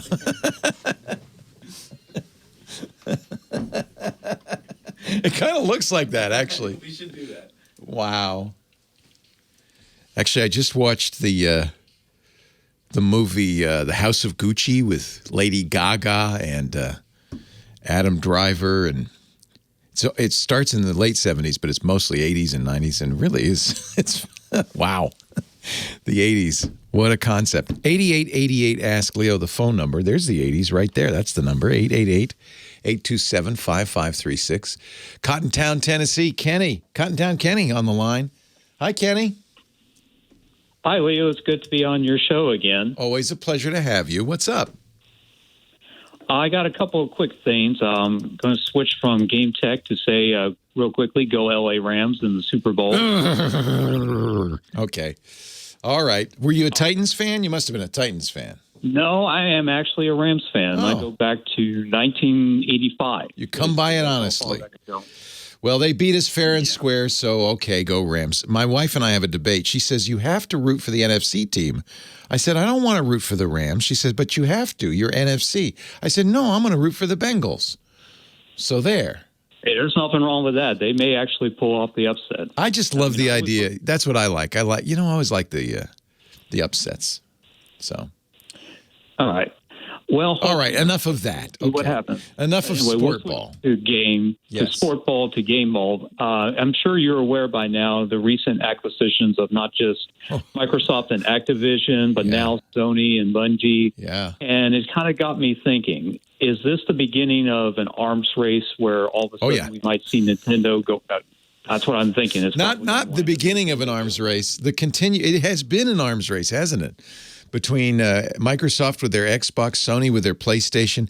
The interesting thing, Nintendo, which has always been kind of, they've never focused on the state-of-the-art graphics, the AAA gaming thing. They focused on, I don't know, at first with the Wii, it was kind of family. Even with the N64 before that, it was always kind of a family game machine. And now with the Switch, they own portable. And the Switch has outsold the Wii. It is the number one gaming platform, and I think they have a place. I don't think Nintendo's going away. No, but it kind of makes you wonder if they're going to go after studios. Like for the longest, I always assumed that they would acquire a Sega or Square or even an EA if needed, if they want to compete against Microsoft. Nintendo, by the way, is nowhere near big enough to acquire EA. So that's the other thing we have to remember. These gaming companies are elephants.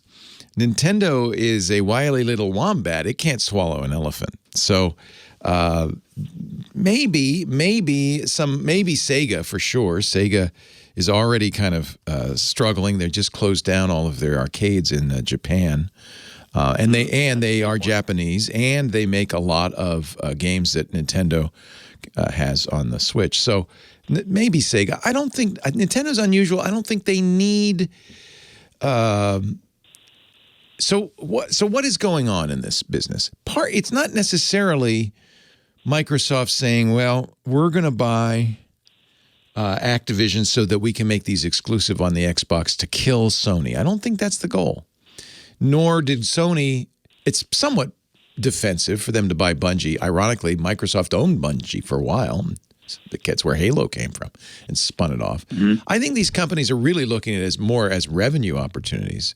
I don't think first of all, there's the issue of monopoly. In fact, when Microsoft bought Activision, they were very clear right up front in the announcement to say this makes us the number 3 gaming company in the world after Sony and Tencent. They didn't want anybody to think that this made them a monopoly, right?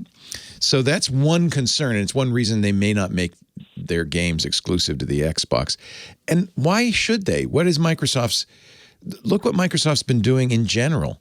When Satya Nadella became the CEO, one of the very first things he did was announce Microsoft Office for the iPad, which really annoyed the Windows division. It's like, wait a minute, you're doing a touch-first version, not for the Surface, not for us. You're doing it for Apple.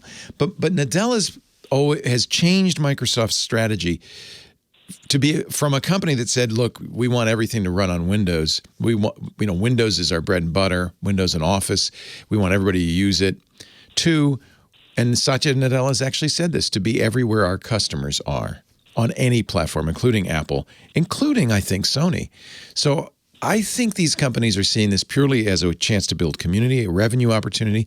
Minecraft is available everywhere. They never shut that down when they bought it. And they make a lot of money from that. So I wouldn't. Is your concern as a gamer that this might become a kind of a monoculture? Well, first of all, I haven't really bought a new video game console since the Wii U, but I am more concerned that it's going to be more like a subscription service similar to what we see with Netflix and Amazon. Well, that is true. Okay, so that's really important. When you're talking about revenue, selling a $60 game is one thing. Selling a $30 Game Pass is another. And it's clear both Sony and Microsoft and everybody else in this business, Nintendo even announced on the Switch their own subscription service. They all want to do subscription. And really what I think Microsoft is setting the stage for is streaming. So, and this is one of the ways they put their games everywhere. You don't need a console. You don't need a fancy $400 Xbox or PlayStation 5. You just need an Android phone or even a Chromebook because you can play these games in your browser. And that's what Microsoft's doing with its Game Pass. Sony had a system like that. They shut it down. And NVIDIA has one, which is celebrating its second anniversary now, GeForce Now, and is very successful. I think that might be the future, not only of gaming, but of computing. That you don't need a high-power computer on your desktop. You just need a window onto a server run by Amazon or Microsoft or Google. Those are the three big players right now, and there are lots of other little cloud players. That's an interesting way to go. And I suspect that's the plan. And that's what every company, that's what Microsoft has essentially done with Office. It's a subscription product. They don't want to sell it to you. They want you to pay them annuity, for the rest of your life. And that's what everybody wants. Apple wants that. Apple stopped saying how many iPhones they've sold. They said, well, we don't care about that anymore. And started talking about revenue per user. And that's suddenly the metric every company wants. How much, once we've got you as a customer, how much can we squeeze out of you every month for the rest of your life? And I share your concern about that. That's a lot of subscriptions. Your credit card's going to start heating up. Boy, do I know that. Yeah. And so I understand why people don't like that. We're really used to the idea of buying something outright. But the world's not moving in that direction. In fact, it's only a matter of time before you don't buy a car outright. You buy a subscription. You don't, you don't buy anything outright. It's all monthly subscription. I don't like it, but I think that's where we're headed. Yeah, that's a real shocker. And I don't know how much time you got on as far as radio goes, but it's kind of like how, being a Star Trek, I'm actually watching the first episode of Star Trek right now, the Man Trap, and I can be old enough to remember, been a fan since '86, and you used to see it all the time on TV, and now Paramount Plus. Yeah. The only way you can get it. Yeah. That really bothers me. That's another conversation for another day. I agree 100%. Leo Laporte, the tech guy. Yeah, that's, it's funny because for a while, it was all about disaggregation, and now it's about aggregating it right back and siloing it right back. And that's really too bad. Yeah, I mean, I used to remember when Voyager and Enterprise used to be on UPN, and that was about the only way you could get Star Trek was if Paramount kind of controlled the content. And that's my biggest concern with video games is that it may get to that point where if Microsoft and Sony just keeps acquiring all of this, that the only way you want to play like a AAA game, let's say like the new I'm trying to look at some of the best-selling PS5 games like Demon's Souls or Spider-Man or anything of that, you got to go to the PlayStation or you got to go to Xbox. Yeah. I don't think, I mean, we don't know. The jury's still out, but I don't think Microsoft is going to end up doing that. But maybe. I mean, I think that their real plan is if they could sell Call of Duty on every platform, but maybe you have to have a Microsoft subscription to play it, but it plays everywhere. That's more, they'd prefer that, right, than siloing it onto their box. So I think for gaming, it's going to be sort of like it is now for TV, where you could watch it on anything, but you have to have a subscription to the right service to get it. Mm-hmm. You'll be able to game on anything, but you'll have to have a subscription to the right service to play it. And that's from your point of view and mine as well, that's a bummer because that's what's happened with, you have to subscribe now to Netflix, Amazon Prime, Hulu, HBO and Showtime if you want to watch all the shows because everyone's got their own streaming now, Paramount Plus and Peacock and all that. Mm-hmm. Yeah, it's unfortunate, but I don't know what we can do to prevent that. All right. Also, as far as with the Apple, as far as the event in March, any words on iMacs? No, in fact, I was a little disappointed because the big rumor is iPhone SE and iPad Air. Maybe a Mac. I don't think you'll see a Mac in this March. The event is probably March 8th. That's what the rumor mill seems to have agreed on. I don't think you'll see an iMac. You might see a Mini. I think we're going to wait till June for the new Macs, to be honest. All right, I can wait for that.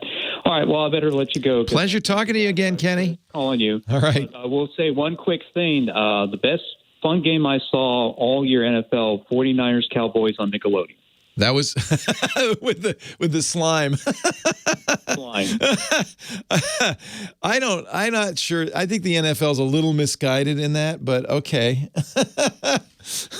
They're trying to get kids to watch football, I guess. I didn't see it. I watched it on I watched it on the Big Boy Network, but they, of course, they threw a little bit in, and I was like, what the heck? All right. Well, it's too bad they're not doing a Nickelodeon version of the Super Bowl. That would have been awesome. My favorite game was the Niners Packers in the snow in Lambeau. That was freaking awesome. That was an amazing game. It was indeed. Good luck to your Rams. Thank you. I really appreciate it. You have a good rest of the show. You too. I guess listen to the rest of the show and you let me know. It's time to talk photography with Chris Marquardt, photo guy. Sensei.photo is his website. He's my personal photo sensei, and he joins us every week to help us have some fun with photography. Hello, Chris. Hello. How are you today? I am great. Is it assignment time? It is assignment review time. Yes, we are going to look at the Bright assignment. This one, the Bright assignment. And we are going to pull another one from the fishbowl at the end of this. He's holding up what looks like a fortune cookie with the assignment. And that's how we do it these days. You should bake them into cookies. That would be kind of cool. So did we get some good pictures in the Bright group? We did. We actually got 55 of them. This is quite a good outcome. And I'm just going to scroll through all of them so everyone can see their. And I posted a link, by the way, in the show notes. It'll go up in the show notes, and it's in our chat rooms and so forth, so people can lots of along. Good photography there. I'm really happy with what came together here. And I have chosen 3, and we're going to have a look at them. Nice. The first one is by Cheryl Dobbs. It's titled Ice Sculpture. And so here's what Cheryl did. She found a piece of ice along, I don't even know what this looks like, a river maybe, or some ice field back there. And she's holding it up against the sun. And this piece of ice has a hole in it. So the sun is shining through the hole. And if you look at the EXIF data here, she's shooting this at an aperture of f/25, a very small little aperture, and that's what makes the sun be like all these, gives it the spikes. That's almost a pinhole camera she's using there. Wow. It is. Yeah, but that's the kind of stuff you can do. So it has all these layers and the effect of the lens, and it's always kind of nice to have the warm and cold color combination, because there's some bluish snow back there, so that looks like that's a great contrast to the warmish light of the sun. So, but that's a good one. That's a good one, Cheryl. Well done. Second one is by Gary Eunice. So what Gary did here, it's a picture of a park. You'll see park benches and you'll see trees, and it's in the dark, or it's not very bright there, but what Gary did is he shot that with the flash on the camera. And what that does is it brightens up all these snowflakes in the air. And it's not just the snowflakes, like you don't see them as little snowflakes, but the ones that are close to the camera, of course, they are closer to the flash, so they are getting brighter, it's really but they're cool. not in focus. That's a really so cool you have effect. this cool effect of all these little discs on the picture. It looks like almost like an apparition of something weird, it's snow. supernatural. That's the going neat thing on. about it. But you know it's snow. Yes. So that's a good way to make snow visible, by just shooting it with the flash in front of something darker, and that will brighten up those snowflakes that are really close. And so Gary uses the brightness to bring out the snowflakes, and it adds this really beautiful layer to the photo. Otherwise, it would be it's kind of a mediocre photo, but that really adds another level of not just the visual, but it's a mood that you get by having that on the picture. So very happy with that. And then last but not least, a picture by Gregory Chesney. First Look is the title. What we're seeing is a hand that's pulling apart the blinds on a window. So you see this from the perspective of the person. And if you look at, let's zoom in a bit here. If you look closer at the hand, it's lit mainly from behind, from the light that comes in from the outside. So you have the backlight, and it brings out all these structures, even the ridges and the fingerprints, and you can you can tell the wrinkles. It's not a young hand, and it has so much character, and the whole picture. It leaves a lot to the viewer to kind of fill in the blanks. What is behind the picture, behind the blinds, because everything outside is completely overexposed, so there is no detail in the outside. And it's interesting because the reaction in the chat room is he needs to clean the blinds. And at first I thought, oh yeah, but that's actually fine, right? That's part of the story. That's part of the story. Yes, yeah. Exactly. It is part of the story. Those blinds, where are they? Are they in a whatever, in a greasy restaurant or some other place that you have no idea, but you can it's fill got in a those story blinds as well. So it does have a story. So good photos. All of them are amazing. All 55 of them, and I would say that was an amazing assignment. Good job, you guys. Thanks everyone for being here. Yeah. So we have. So now Chris has a fishbowl. I'm telling you got to bake some fortune cookies. Put them in there. But okay, he's got all the fortunes in the bowl. He's going to now pull out a new assignment. We have adjectives in there, and lots of them. It's just adjectives. Just adjectives. No nouns, no verbs. Just adjectives. Okay. Oh, this one is. This is a good one. This is a good one. Silly. That's the next one. Tape that to your forehead. Silly. Okay. So the way this works, you've got a month. It takes about 4 weeks to do this. And the way it works is you take a picture. The whole point of this is to get you out there taking pictures. That's really the secret subversive agenda here, because the more you take, the better you'll get, the more you'll enjoy it. So go out and take pictures to illustrate the idea, the word, the concept, silly, whatever that means to you. And if you look at previous contest submissions, that could mean anything. It could really, there's a variety of possibilities. Once you find an image you like, and you can only upload a total of 4, 1 per week for the next 4 weeks. So make sure you pick one you really like. Upload it to Flickr. That's a free photo sharing site, flickr.com. And you'll need to join the Tech Guy group if you're not already a member on Flickr. Again, free.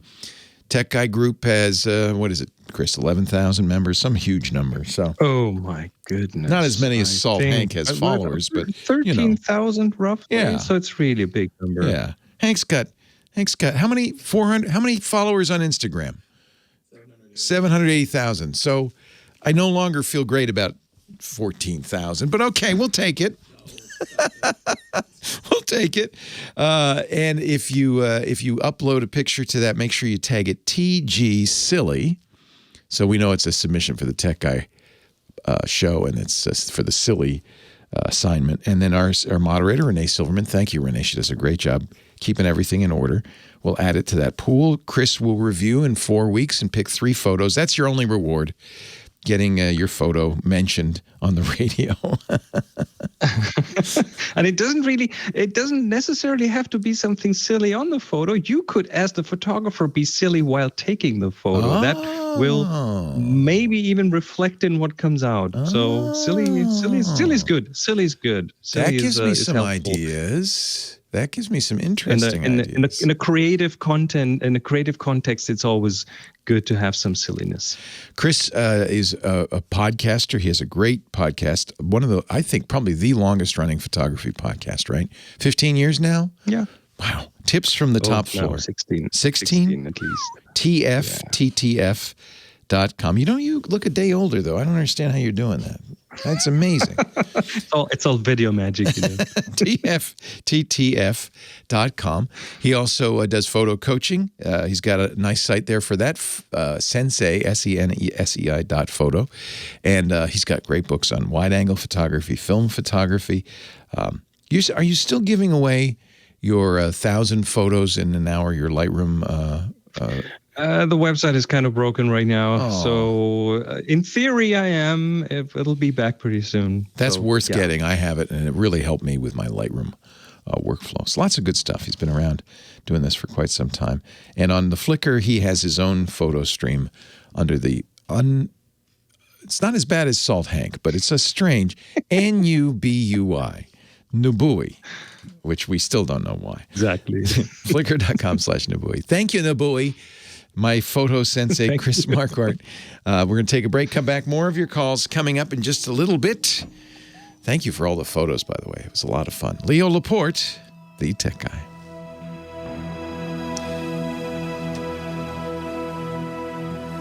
Thank you, Chris. Now we have to do a photo reenactment because when 26 years ago, Hank sat on my lap at KSFO. Yeah, these kind of projects are priceless. Yeah. Now I don't know how we're gonna do this. Let me. You know what I can do is I think I can blend these so that there's a little bit of each. There we go. Okay, so Is there a way to like take a still frame of something? yeah. Once. So you got to sit on my lap. Wait a minute, you got to wear the headphones. Okay, kind of know where your head has to be. Wait, where's the original picture? Okay. Okay, somebody take a picture. Okay, here comes John to take a picture. Here, use my Pixel 6 too.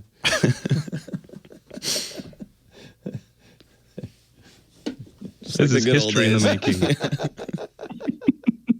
You got a bony butt. I know. Sorry about that. All right, that'll do. No. One more. That'll do, pig. That'll do. All right, look at the camera. Go. All right. I'm gonna. How does this thing work? I don't know. I'm trying to make the face I was making as a baby. It just doesn't. Send me the picture you took. Give me the feedback that I'm expecting. Oh yeah, it doesn't do anything. I'm sure just, the one he took. Pictures. That's perfect. Didn't take any, so I don't know why. I'm pushing the button. I'm pushing the button. That white button, right? Oh yeah. Let's see. Why is it saying? Didn't he get one? Here. I'm gonna break your leg. No, I can handle it. Okay. Do one on this. He's on a ball. That's true. Good point. All right, we gotta Look at that actually recreate picture. it. I know. You gotta. I'm gonna look down at you. Get shorter, Henry. I gotta. It's not gonna. Is that it? Does that look all accurate? Not even close. Okay. Well, whatever. But when That'll you get the do. two of them, it'll be good. Difference, right? There's a problem with size. Okay. They can't do it. Send me both of those. I please. will. Especially the original. I will. And thanks, John, for getting those mics together. He did all that work. And don't forget to mint it as an NFT. It's going to be an millions on NFT. A Salt Hank and Salt Dad MFT. Sell the mustache. Love you. Have fun.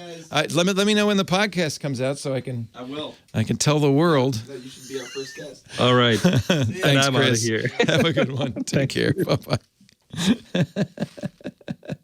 So I don't know how close we got. I don't think close at all. I don't think close. But, if you put them side by side, it'll make sense, right? Yeah. Oh, that's pretty cute. Let me see. That's pretty close. That's pretty close. That's hysterical. All right. All right. Love you, Dad. I love you, son. Take care. Yeah, have fun. Okay. Have fun. Call me if you have any issues. And we got to have a meal. Yeah. I know. Did you drive all the way up just to get those? No, I'm sorry. Oh, that's okay. No, it's all You're kind of used to come up here, I guess. It's not a bad drive. It's easy. On a Sunday, it's probably not too bad. Yeah. All right. I love I'll be you. back this week on Wednesday if you want to go. Oh, good. Okay, perfect. Okay. Good. Well, I work Wednesday, but Yeah. we could have breakfast. Yeah. Hey, you could go to the zone workout with me. I don't know. 9 a.m. now. It's 9 now. Oof. We'll see. I'll take breakfast instead. All right. Have a good All right. You take care. I love you. I'll have to do some editing and put them side by side, huh? Leo Laporte, the tech guy. It's a beautiful world. They recorded that before Facebook, before TikTok, before Twitter. It's a beautiful world. Jack, Anaheim, California is next. Thanks for hanging on, Jack. Leo Laporte, the tech guy. Hey, good morning to you, and thank you for taking my call. My pleasure. Thanks for calling. What can I do for you? I had a gift I got for Christmas. I opened it up on Christmas Day, and then just about 3 weeks ago, I took it out and tried to set it up. It's an HP laptop Pavilion. Nice. And you weren't in a hurry to use it, huh? No, but I had a computer that was slowing down, so I decided to spend the time. And I'm not that tech savvy at all, so it's kind of a pain in my head. That's exactly it, right? You're looking at that box going, that's just trouble. That's just trouble sitting there. It's going to save me some time over the old one, but do I really want to open it up and start it on this? Yeah. This was a gift from somebody nice, huh? A sibling, yeah. Nice. And, yeah, real nice. So I plug it in, and I noticed the battery isn't charging. Oh. And I clicked on here, and it says not charging, 0%. And I have a couple of different options here, but I look at the bottom and it doesn't have a battery compartment like some of my older laptops. You know, it's funny because I got a phone recently, and I plugged it in. It wouldn't charge. I thought, I'm going to have to send this back. It's a brick. And I realized, wait a minute. I could take the battery. Yes, the battery terminals were sealed, so it wouldn't, so it'd be safe in transit. But you can't access the battery, so it couldn't be that. No, there's no access. That's interesting. What's the model of this HP? Oh, gosh. It says a Pavilion. Yeah. And it says it's an Intel Core i5 8th generation. Yeah, so it's brand new, which is interesting. You're plugged in the adapter that came with it, right? Yeah, and it runs like that, but as soon as I pull it out, it just crashes. Yeah, because it didn't charge at all. Yeah, so when I go to the bottom and hit that, it says best battery life on one side of this gray box, and the other side says best performance. Yeah, ignore that. Settings. Ignore that. Ignore that. Yeah, that's for power management once your battery's working. So HP has a diagnostic tool that comes with the Pavilion. I think it's called the Support Assistant. So what I would do is you hit the Windows key, type HP Support Assistant, and return. That should launch it. And inside there is a battery check. And so it can tell you. Apparently... Windows what? Windows key, that key with the windows on it, with a window on it. Oh, yeah, I got it. Just click there. Okay. Yeah, click that. And that opens up the menu. And if you just start typing, you can find anything. This is faster than digging through the menus. Okay. All right. So type HP setup should get you everything. You don't need to type the whole thing. If it's installed, which it should be, usually HP ships with those installed. Once that launches, you should check the battery. I have some choices here. HP setup 1, 2, 3, setup executive, setup Windows 10. Oh, I'm sorry. I said setup. Support. Backspace till you get to support. All right, support. I'm sorry. Setup is for, obviously setting it up, but it's already set up. But there's a battery check routine. That's what we're trying to get. Well, I have HP support, see web results, HP support, assistance. That's it. HP support assistant. That's it. Run that. Assistant. Yeah. Hit return on that. And then in there, in menus, there'll be a battery check. Because it sounds like something's broken. But it is apparently possible, and it shouldn't come from the factory this way, to disable the battery in your settings, in your BIOS setting. We used to call them BIOS settings. So if you under battery, it should say whether you've got a battery and what its status is and all of that.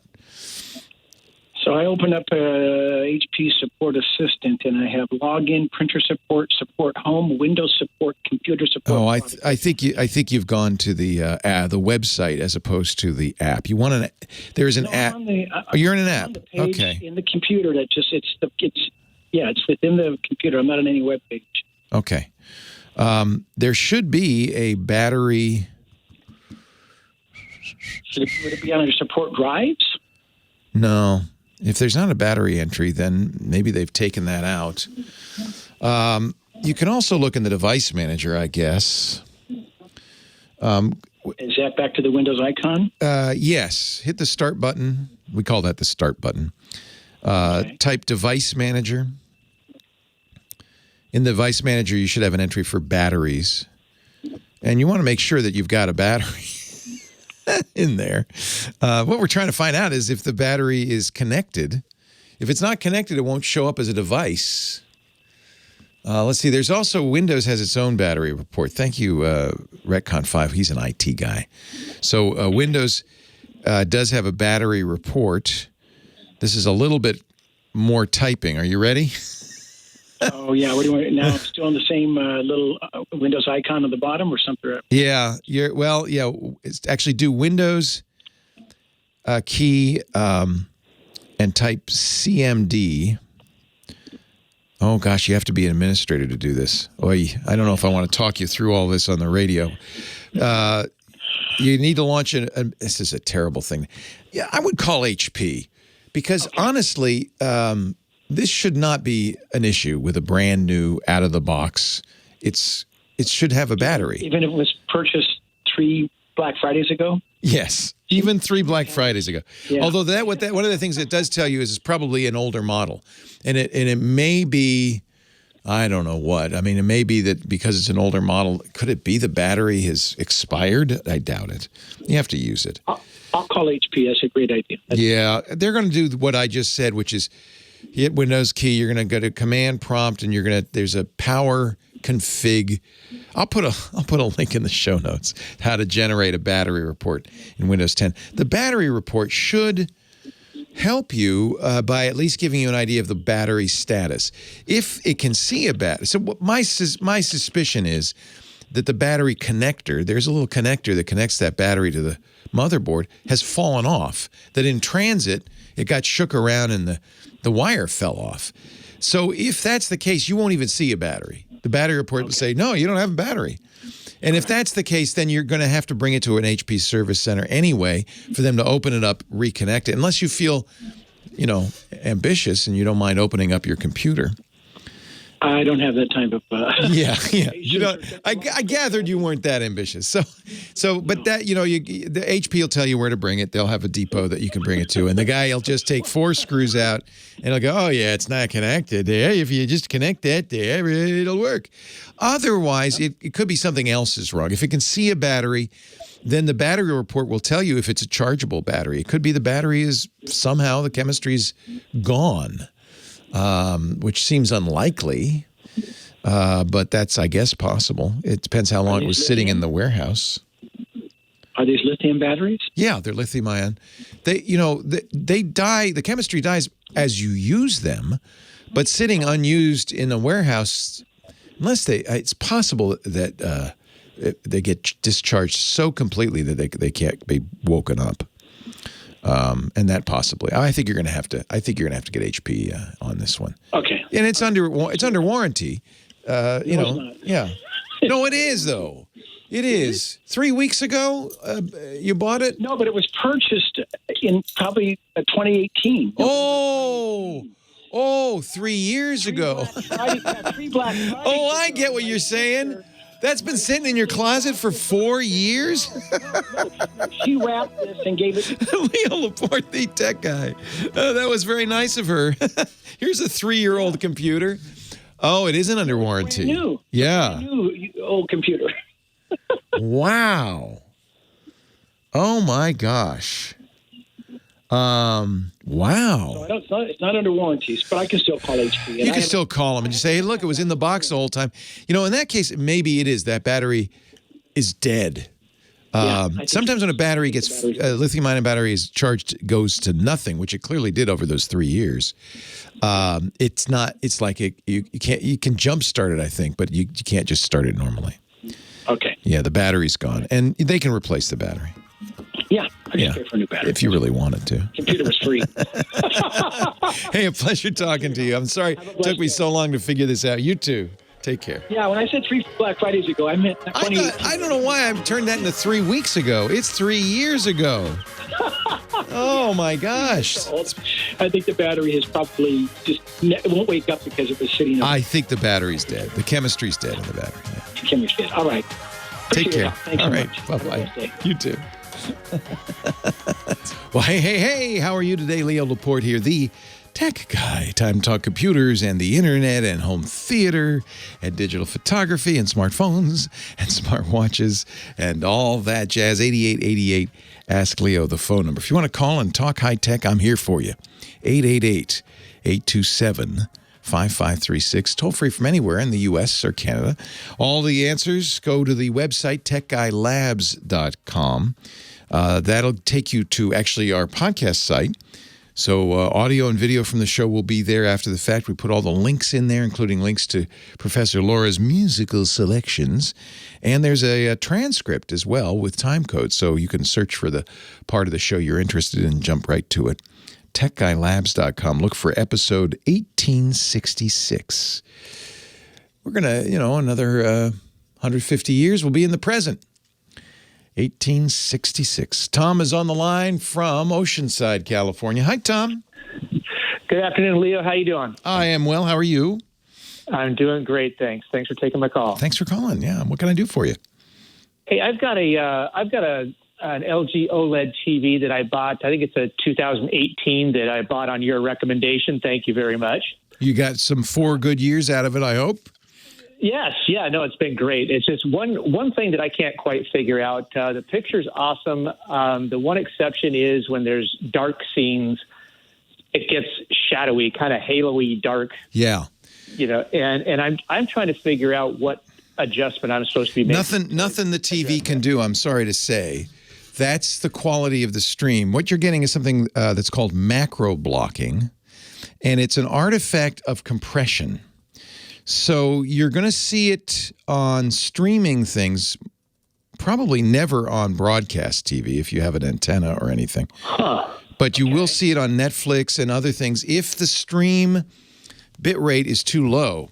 So this is all video is compressed. Even the best video, in a movie theater or on a Blu-ray DVD or UHDVD, it has to be compressed. Video is it's just too much data. But the amount of compression and the style of compression can make a big difference in the quality.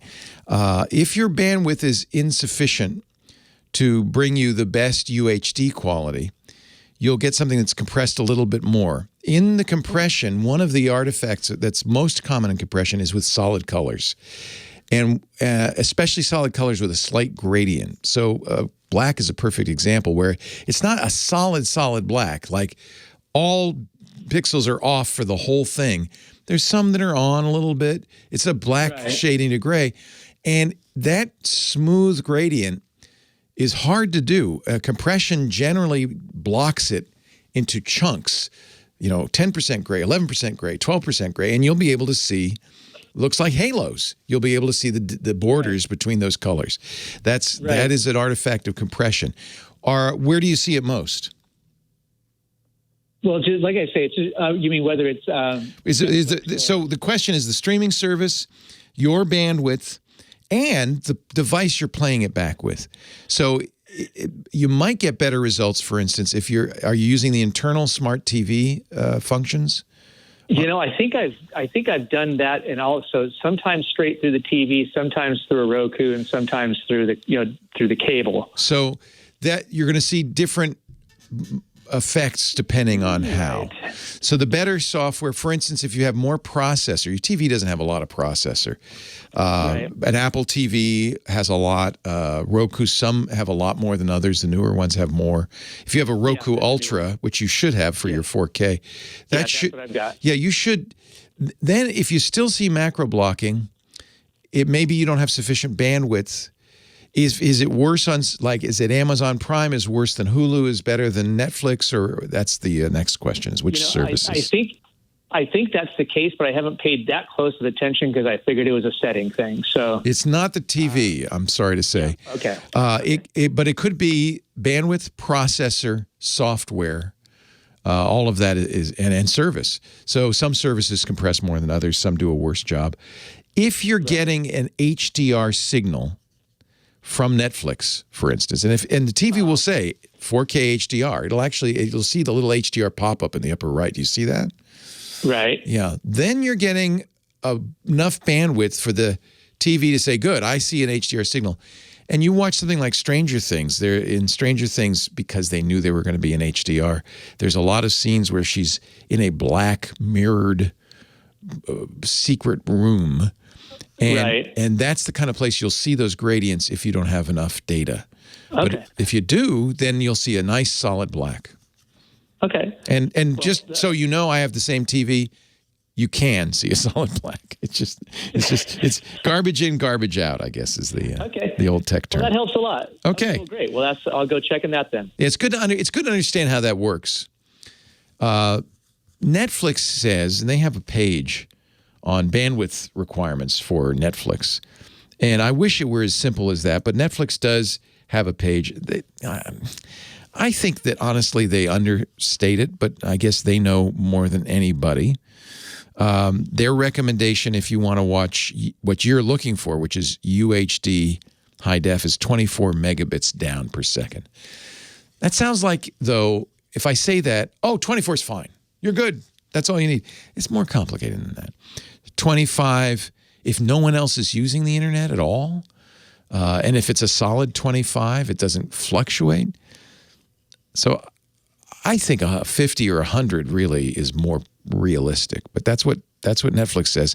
They say ultra high def UHD 25 megabits, high def 5 megabits, standard def 3 megabits. That's their recommendation. Honestly, I think that's way low. I think that's way low. And then even if you have, let's say you have 100 megabits, that's gotten much more common for people. So you're pretty sure your bandwidth is adequate. Then the processor in the device that's rendering it could be keeping you down, or the system that's sending it to you. So some services compress more than others. Usually my recommendation, and by the way, not even just the service, and I'll give you an example. Netflix, usually with Netflix, you're not getting it from the Netflix servers, you're getting it from a Netflix server hosted by your internet service provider. Not always, but often. Netflix, to save bandwidth, to give you a better result, worked out deals with a lot of ISPs to actually host the most common movies in their offices, which means it's going a very short distance, but it also means the ISP could be messing with it. So Netflix, if Netflix is one of the problems, Netflix has a bandwidth checker at fast.com, and that's how fast your connection is to whatever Netflix server you're getting your stuff from. Fast.com, and it might be worth checking that. Try other devices. My experience is the Apple TV generally is going to give you the best results. In fact, one of the reasons Apple gives you good results is Apple caches the Netflix content locally. Apple actually stores that Netflix content on their servers and then sends it to you, which usually is a better result. So I have been told by many the best experience with Netflix would be to go through an Apple TV. 8888 Ask Leo. That's the phone number, 888-827-5536. I hope I didn't over-explain that. It's good to know, though, what's going on. You want the best picture, and these days streaming is the way to go. Leo Laporte, the tech guy. 8888 Ask Leo. That's the phone number. Professor Laura is playing requests today from our studio manager, John Slanina. And John, did you ask for Sinatra too, or did you just ask for the 80s stuff? Yeah, he loves Sinatra too. So good. You're eclectic. He's an eclectic fella. 8888 Ask Leo. Idaho Falls on the line. Todd. Hello, Todd. Hi. Hi. First of all, you can never go wrong with Frank Sinatra. That's what I think. Old Blue Eyes. Man, he was good. Yeah. All right, my question, I used to be a Canon guy, and then I converted to Nikon. Yes. And I have an old, it's a 430EX Speedlight flash. Yeah. And it was a really good flash. Can I use it on a Nikon safely? Yes, safely, yes. Whether it will be smart is another question. So the EX does a lot of like through the lens measurements and things like that. It's very nice. Those 430s are very nice. But I don't know if the Nikon Shoe is compatible, so you could put it on there. It'll fire it at the right time, but whether it will do the through the lens metering, I don't know. Oh, okay. But try it and see. It might. I mean, I think Canon wants to sell these to even people who use non-Canon gear, I would guess. Yeah, I would think so. It won't break it. Now I should. I don't think it will break it. I actually have one of those too. But see, I did the opposite direction. I went from Nikon to Canon, and actually now I've gone from Canon to Sony. So, I haven't tried that. I would guess though that it'll work. It just, again, it's the TTL that may not work. Okay. Yeah. Okay. Yeah. For some reason, when Nikon came out with the Z series, they didn't put a flash on them. Yeah, nobody wants an on-camera flash, to be honest with you, because if the flash light is too close to the lens, it flattens everything out. That's when you get red eye. It's just so pro cameras, they just don't build the flash in anymore.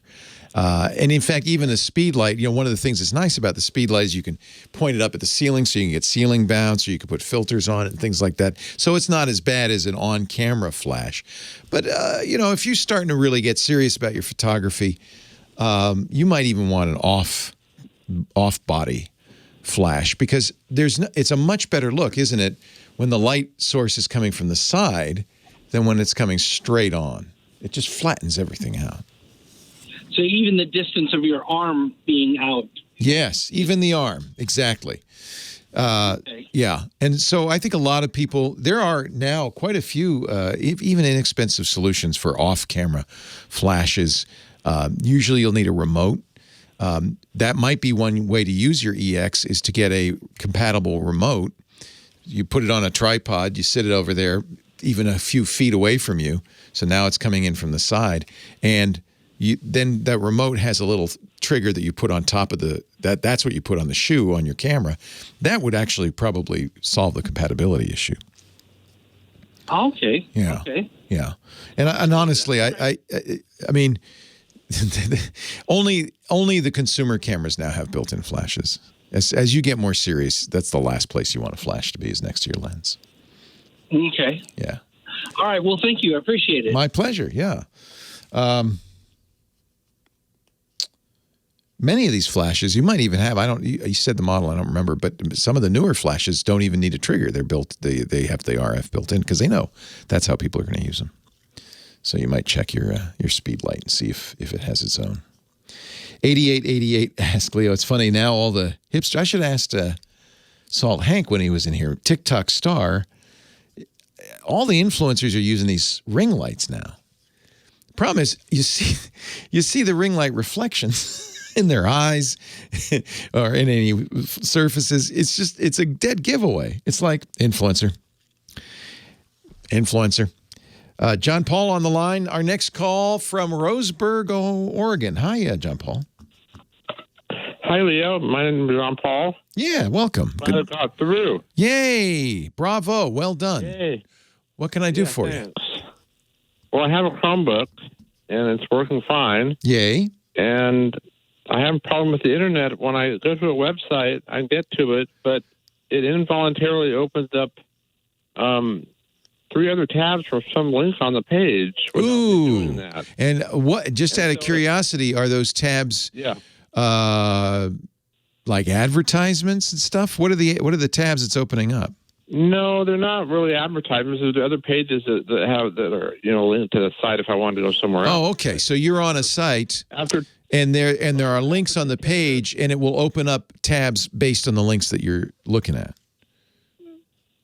Well, yeah, if they're related. Without you clicking them. But right. And yeah. So if I'm on the computer for 10 minutes, I get like a dozen tabs in the well, that's no good. So I don't know what I don't know. I can do it fine. If I use another browser, I'm fine, like Firefox or Opera. But Chrome has this problem. I've never had this problem before. I'm not sure what's happening. Yeah, I'm not sure either. The reason I asked if you were, what was the content of those tabs is if you had a malicious extension, an ad, extension on there, and it's possible to do that even on a Chromebook. I have some membership sites, and it'll open links on some of those pages. So they're not ads. They're on the page, but so it's not some emotional like ads. Yeah. That's why I was asking. So there may be a setting. Chrome does one of the things, and I actually have some qualms about it, but to speed things up, Chrome preloads pages. When you're looking at a page, it'll actually go through the links and try to figure out which ones you're most likely to hit and preload that content. But it shouldn't open a tab. Right. Yeah. So are you clicking on, you're not clicking on them. You're not doing anything. It just happens, right? Right. Once I go to a website, it opens up 2 or 3 tabs, and yeah, because there is a setting where you can have it when you click a link, open it in a new tab, but you're not clicking those links. It just does it automatically. Correct. Yeah, I think you got to look at what extensions you have installed and see if there is anything that's a little bit rogue. In the, that 3-line, they call it the hamburger menu because it doesn't look at all like a hamburger. In that 3-line menu over there, you can go down and look at extensions. And always, we talked about this yesterday, always look at those, not all the time, but every once in a while, take a look at those extensions because sometimes random extensions get installed that do things that you don't want. Make sure everything on there you want. Is there a way to like uninstall Chrome and reinstall it? Not on a Chromebook. No. You can't. I downloaded the Chrome beta. Yeah, is it still doing that? It has the same problem.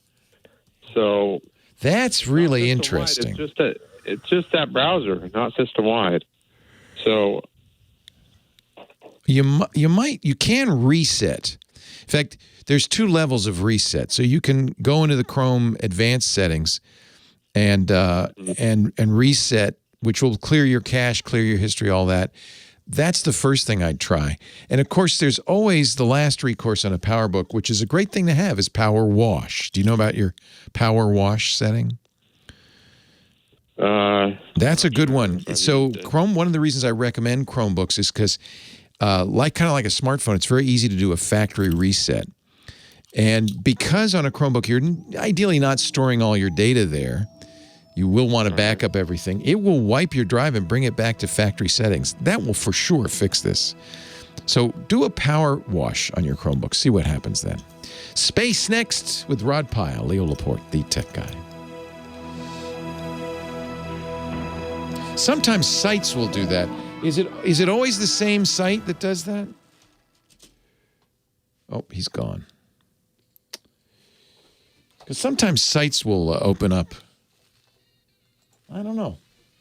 He's burning out his thing out there alone. I never will understand that lyric. I hate having burning things. Burning out his fuel out there alone. Rod Pyle, he is our spaceman, written many books about space, including Space 2.0 and First on the Moon, which is a beautiful coffee table book about the moon landing, and editor-in-chief of Ad Astra magazine, space.nss.org. Also the host of This Week in Space, a new podcast that we are testing out. It's in beta right now. It's kind of private beta, but it'll go public, I'm sure, as soon as you and Tarek from space.com are ready to face the audience. Yes. Are you having fun doing it? Oh, it's a blast. Yeah. We were a little squirmy on the first one, I think, but that's why Lisa wanted to have a few betas in private and get comfortable with the format and everything. And Lisa's smart. She's a smart woman. Yeah. Rod also, of course, joins us every week to talk about space technology. I want to take you back to late 1978, Rob. When NASA realized 1978, they had a little problem, a 77-ton space station that was in an orbit that was rapidly decaying. I'm talking about Skylab. You remember this? Oh, vibrantly. Yes. On July 11th, 1979, NASA fired the boosters, hoping that they would bring Skylab down in the Indian Ocean. They missed. Actually, there was no booster firing. Oh. There was nothing to fire. They just let it go.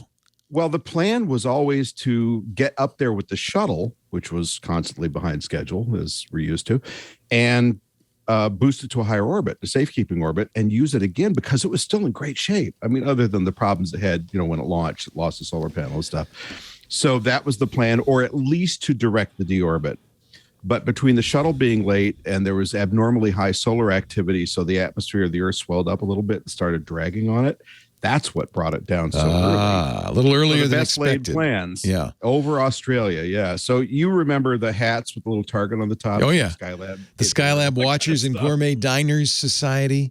Yeah. My friend Jeff Jarvis, who wrote for the San Francisco Examiner, had a contest for a piece of Skylab he neglected to tell his editors about. That. He got in a little trouble. Yeah. So did he? Skylab landed in Australia. Landed as a not scattered across. Yes. Yeah. Yeah. So is it inevitable that all space stations must decay? Yes. Well, you either have to deorbit them or kick them out to higher orbits, which will eventually decay unless they're really high. So we learned a lesson from Skylab because yes, we've decided this time with the space station rapidly ending reaching its end of life that we're not going to crash it into Western Australia. Not unless they ask or are unfriendly to us. Yeah. So we do have some experience with this. They brought Mir down many years ago, the Russian space station. But that was pretty small. That was 280,000 pounds. Skylab was about 170,000 pounds. The ISS is just shy of 1 million pounds. Oh, it's kind of so big. It's about the mass of a 747, size of a football field. That, these are the quotes you see in the press. When you say size of a football field, yes, but most of that is solar panels, right? And those are flimsy. A really skinny. And go away. So yeah, that's one question I have. So as it re-enters the atmosphere, we know because they have to put heat shields on space capsules with people in them, it's going to get hot and burn. Yeah, and meteors burn up before they reach the Earth most of the time. Right. This won't burn up; it's too big. Most of it will. So it's not very. It looks really robust, but it's not very heavily constructed. No. And there's no gravity. It doesn't have to be. 42 launches to get it up there, so it was a big effort. And this isn't happening until January 2031, by the way. That's we got some time. Yeah, they pushed it out. It was 2024, and then it was 2028. Now it's 2031. Between now and then, by the way, NASA's big push is to try and privatize parts of the station so they can get some of the financial burden off of them. Could they leave it up there? I mean, why we put a lot of effort into that? But it's aging, and as you orbit the Earth, you go through these thermal cycles: sunshine, darkness. It's a little creaky. Darkness. Yeah, the metal expands and contracts, so it's starting to get cracked. Sounds like an old steam heating system. It is, and the components are now 24 years old. Yeah. They've been occupied since 2020, but it started going up in 2018, and it's tired, and there's a lot of moving parts and a lot of wire and a lot. So am I. I hope they bring me down in the Indian Ocean. Yes. Well, I hope they bring us down to better shape. So, as we were discussing over the break, they're going to send. At this point, the plan is to send up a Russian Progress module, which is one of the cargo delivery systems they use. Fire the thrusters, nudge it into the proper orbital orientation to bring it down in the Great Pacific Ocean Graveyard, some call it, which is this big. And you look at the Pacific Ocean on Google Earth, and it's half the planet from certain angles, right? So you've got a nice big target there to splash this thing down. There's an area called Point Nemo that they aim for. And so, even if it doesn't break up into as many parts as they predict, because it's a little sketchy. And when it's coming in, you've got the solar panels dragging. You don't know at what part or rate they're going to break off. So it can change orientation and change its direction a little bit, but it will definitely fall into a safe part of the ocean if all goes according to plan. And I want to see it. 2031, you got some time. You got 9 years. Although time flies when you're having fun or Time locked flies when down you're for old. COVID. Yeah. Yeah. So and just of note, there's a company called Axiom Space that's got a contract with NASA now to send up the first commercial module that'll dock with the ISS, but it'll live there until it's time to decommission the ISS, but it'll have its own separate navigation and propulsion system. So the time comes that and other commercial modules, Blue Origin's planning to do one, NanoRacks, a couple other companies, will be able to detach and either go free flying or perhaps link up and work together. So you'll have a presence in space that's privately built and funded to some extent, although there's NASA money in it. And then NASA will go back and lease space from them, because really the ISS at this point is kind of more than they need in some ways and not enough in others. Still pretty cool, the International Space Station. I mean, it's unbelievable. Has it been occupied ever since it got up there? I mean, there's every minute. There's never been a time when it's empty. No, it's amazing, because it really can't be empty very long. Yeah, I mean, it needs constant maintenance. At this point, even we're 8 years out from having it be over, but at this point, about half the astronauts' time is spent on maintenance procedures. Wow. So it needs a lot of so love. Maybe it's it is like, time to retire. It's like having an old MG or Austin Healey, right? You'll love it, but it's getting a little maintenance hungry, and you got other things to do with your money. So my friend Jeff, who announced this price, because the San Francisco Examiner figured it's not going to land. The chances of it landing anywhere near here. So they announced a $10,000 prize. The first person who could bring a piece of Skylab to the San Francisco Examiner offices within 72 hours. They thought, pretty safe bet. They didn't count on a 17-year-old Australian named Stan Thornton, who got a piece, hopped on a plane, didn't have a passport, got to the offices, claimed his money, and that's what got Jeff in just a little bit of but water. The Examiner probably had the last laugh, because that chunk of Skylab now is probably worth about $150,000. NASA does not like these pieces to escape into the private hands. There are museums in Australia where you can see pieces of Skylab. Yeah, and it's interesting, by the way. So the space station was built by primarily the U.S. and Russia, but Japan has a module up there. Europe has a module up there. Other countries have pieces of technology. If that comes down and creates any issues on Earth, that country is responsible for what happens. Yeah. So we could have a really interesting legal mingle here. And to make it even more complicated, the Russians for a number of years were talking about, well, we're going to come take our modules in 2024 and use them for something else, which, they're old and creaky, and it wasn't the most technological advanced system at the time. Melt them down. Make a cigarette lighter. Do something. It's a shame. Make 'em do, yeah. Rod Pyle, he is our spaceman. Space.nss.org. Thank you, Rod. Thank you, boss. Boss? You snuck that in. What the hell? Your boss. I know your boss. Boss Hog. We'll both just call Lisa boss. She's the boss. I call her the queen. She's the real boss. Yeah. So, yeah. Wasn't it Taco Bell who put a target out in the ocean? I don't remember. I feel like Taco Bell was involved in this somehow. Taco Bell. We have to look this up. Wait a minute. Yeah. That's hilarious. Hit this and win a taco or something. Taco Bell Skylab. I might be misremembering it. It wasn't that long ago. Yeah, free tacos. Oh, this was for Mir. It's for Mir. This is for Mir in 2001. Yeah. A free taco to everyone in the United States if the Mir space station hit the floating Taco Bell target, which is needless to say. What a shame. But, you do these like Jeff thinking, we'll never have to pay off. It's just a promotion. Right. And then the kid shows up. Hey, where's my money? You're rolling the dice on these things. By the way, on the chat before I came on, somebody was talking about the Astra rocket launch. Astra is a private company. They got a 43-foot tall rocket for really small payloads. Was supposed to go up Saturday, then it was supposed to go up Sunday. Now it's scheduled for between 1 and 4 Eastern tomorrow out of Cape Canaveral. So they're headquartered up near you in Alameda, the Naval Air Station building, the old jet engine testing center. Then they were launching out of Alaska, and now they're going to move over to Florida. So it's going to be interesting to see, there's dozens of companies trying to get into this small rocket space, and their logic is, we can put it right where you want it. You don't have to go up on a Falcon Heavy and then, have thrusters to get where you want to go. But it's going to be interesting to see how many of them last, because it's a tough racket. It's going to be one of the toughest places to be business-wise in the next couple of years. And Artemis is delayed. I guess we don't have to rush. Oh, I'm shocked. What a surprise. Yeah. But, so the launch is delayed. The big question is, when can we guess that maybe we're going to actually make the crewed landing, right? So the launch is delayed probably till, I think wet test is in March, late March. So I don't see the launch happening before June, personally. Tariq might have some different thoughts. But, the thing about NASA is they can't do the SpaceX thing of, let's just toss it up there and see if it works. And if it doesn't, we'll figure out what went wrong and do it again. Yeah. They got Congress looking over their shoulder, tapping their foot with their arms crossed, going, you made a mistake. We don't allow mistakes. So, yeah, they got to be very careful. And so this launch is just a crewless test.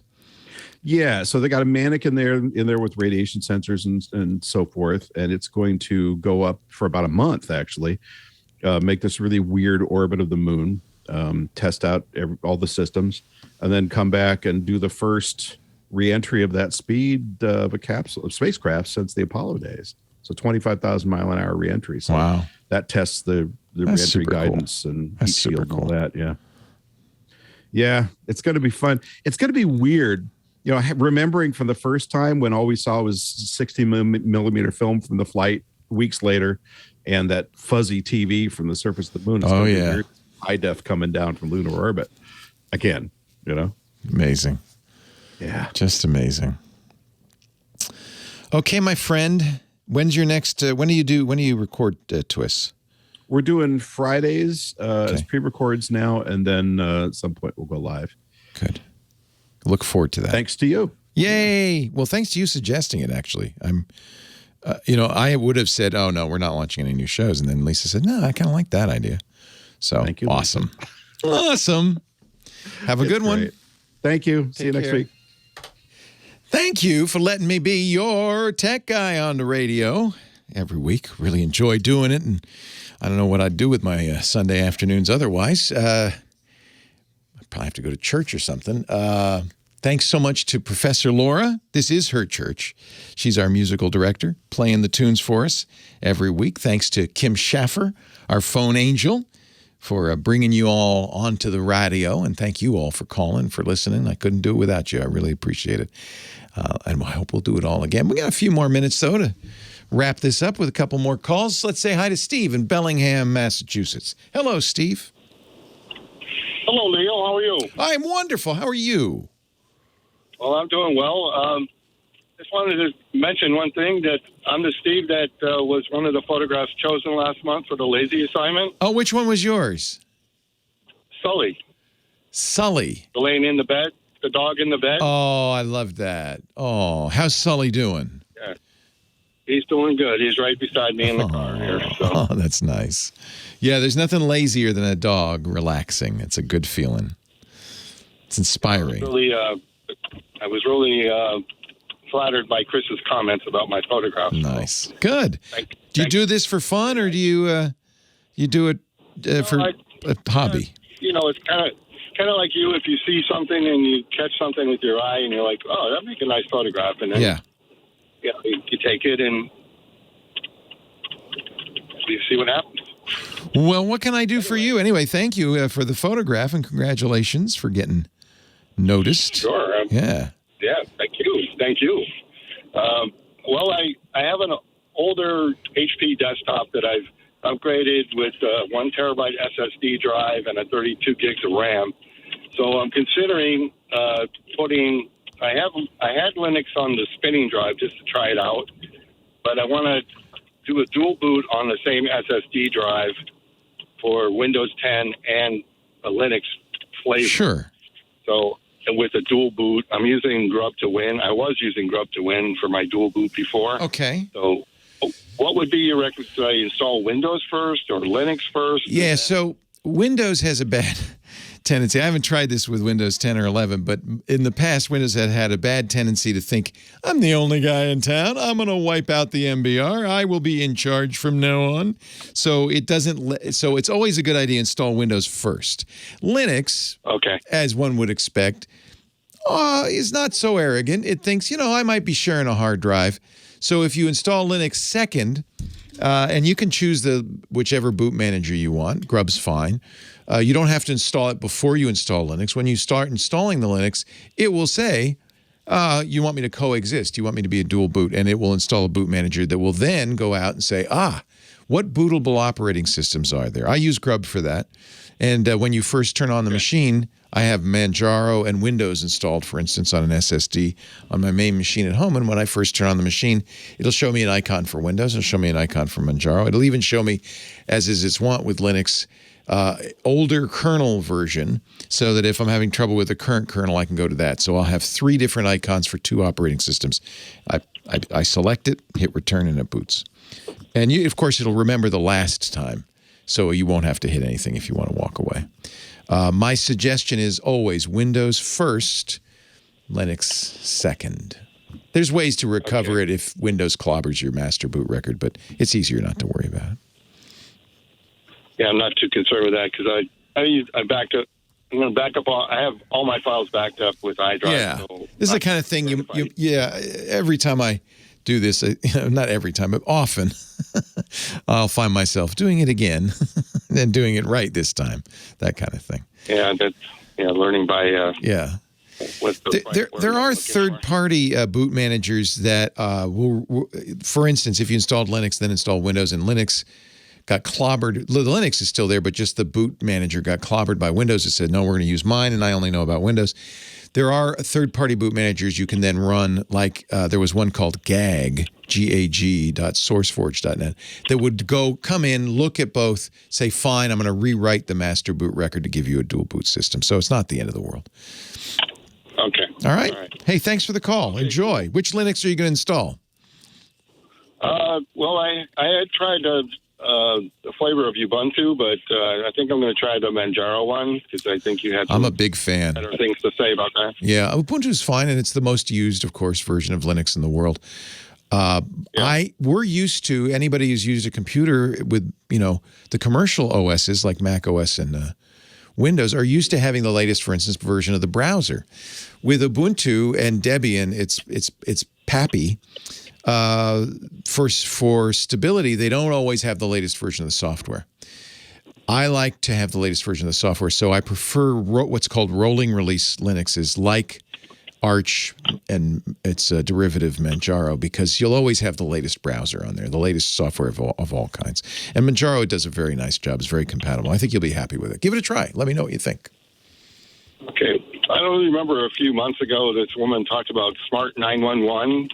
Yeah. You remember that? Yeah. Well, I'm a software QA engineer for the company that makes that software. No kidding. Oh, that's cool. Yeah. I don't work on that product, but I do work for the company that makes it. I think this is such a good idea. I love it, and I'm glad to hear more about it. Smart911.com. Yeah, I won't give you the company name because I don't want to give them a promotion, but a free ad on your radio show. But well, they kind of got one already. one of the products. That's one of the products they make. Nice. Nice. So. Hey, a pleasure talking to you. Have a great day, Steve. You too. Take care. Take care. Hey, we got to say hi to Air Show Rob before I say goodbye. Hi, Rob from Cincinnati. Hi, Leo. It's so good to hear your voice in real time. That's really fun. Life is good for you, I can tell. Oh, and I hope it's getting better for you. I know you didn't get to do a lot of shows during COVID. Are you back on the road? I start back on the road. I just worked with the Blue Angels this week, coaching their new narrator down in El Centro. First air shows, they're starting in March, and so I've got a good season. So, Hey, I got a quick question. I'll try to get this in real quick.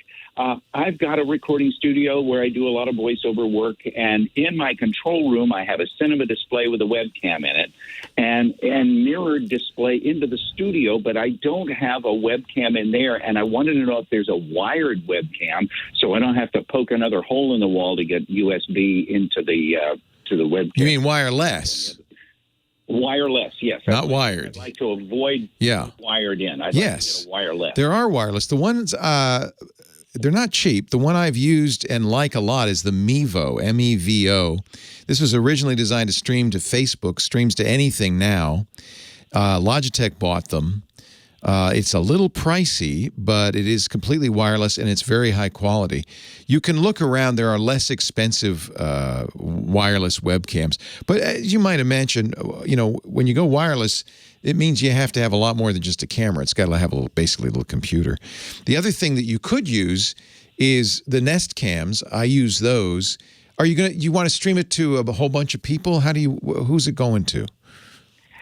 Primarily, it's going to be one person at a time when I'm doing either coaching with an audiobook coach or with an interview for my podcast. So it's just like one person at a time primarily. I think the Mevo will be better for real time, which is what you need. But we use Nest cameras as security cameras, and they're pretty close to real time. But if you're doing interviews, no, you need real time. And they'll stream via LTE or Wi-Fi, so you could even take them out in the field. Oh my gosh, that's great. Yeah. Yeah, it'd be fun to stream an air show next time. We've talked about that kind of thing. Yeah. About trying to do that sort of. It's nice to see them in person. When the Blue Angels fly a couple of 100 feet over your head, there's no thrill or excitement quite like that. I'll never forget it. I got to run, Rob. Good luck to your Bengals. Thanks, Leo. Appreciate it. All right. Have a great day. You too. I'll be rooting for them. I can't root for the Rams. Hey, I'm rooting for you. Thank you for joining me. Leo Laporte, the Tech Guy. Have a great Geek Week. Well, that's it for the Tech Guy Show for today. Thank you so much for being here. And don't forget, TWIT, T-W-I-T. It stands for This Week in Tech, and you'll find it at twit.tv, including the podcasts for this show. We talk about Windows on Windows Weekly, Macintosh on Mac Break Weekly, iPads, iPhones, Apple Watches on iOS Today, security on Security Now. I mean, I can go on and on and on. And, of course, the big show every Sunday afternoon, This Week in Tech. You'll find it all at twit.tv. And I'll be back next week with another great Tech Guys show. Thanks for joining me. We'll see you next time.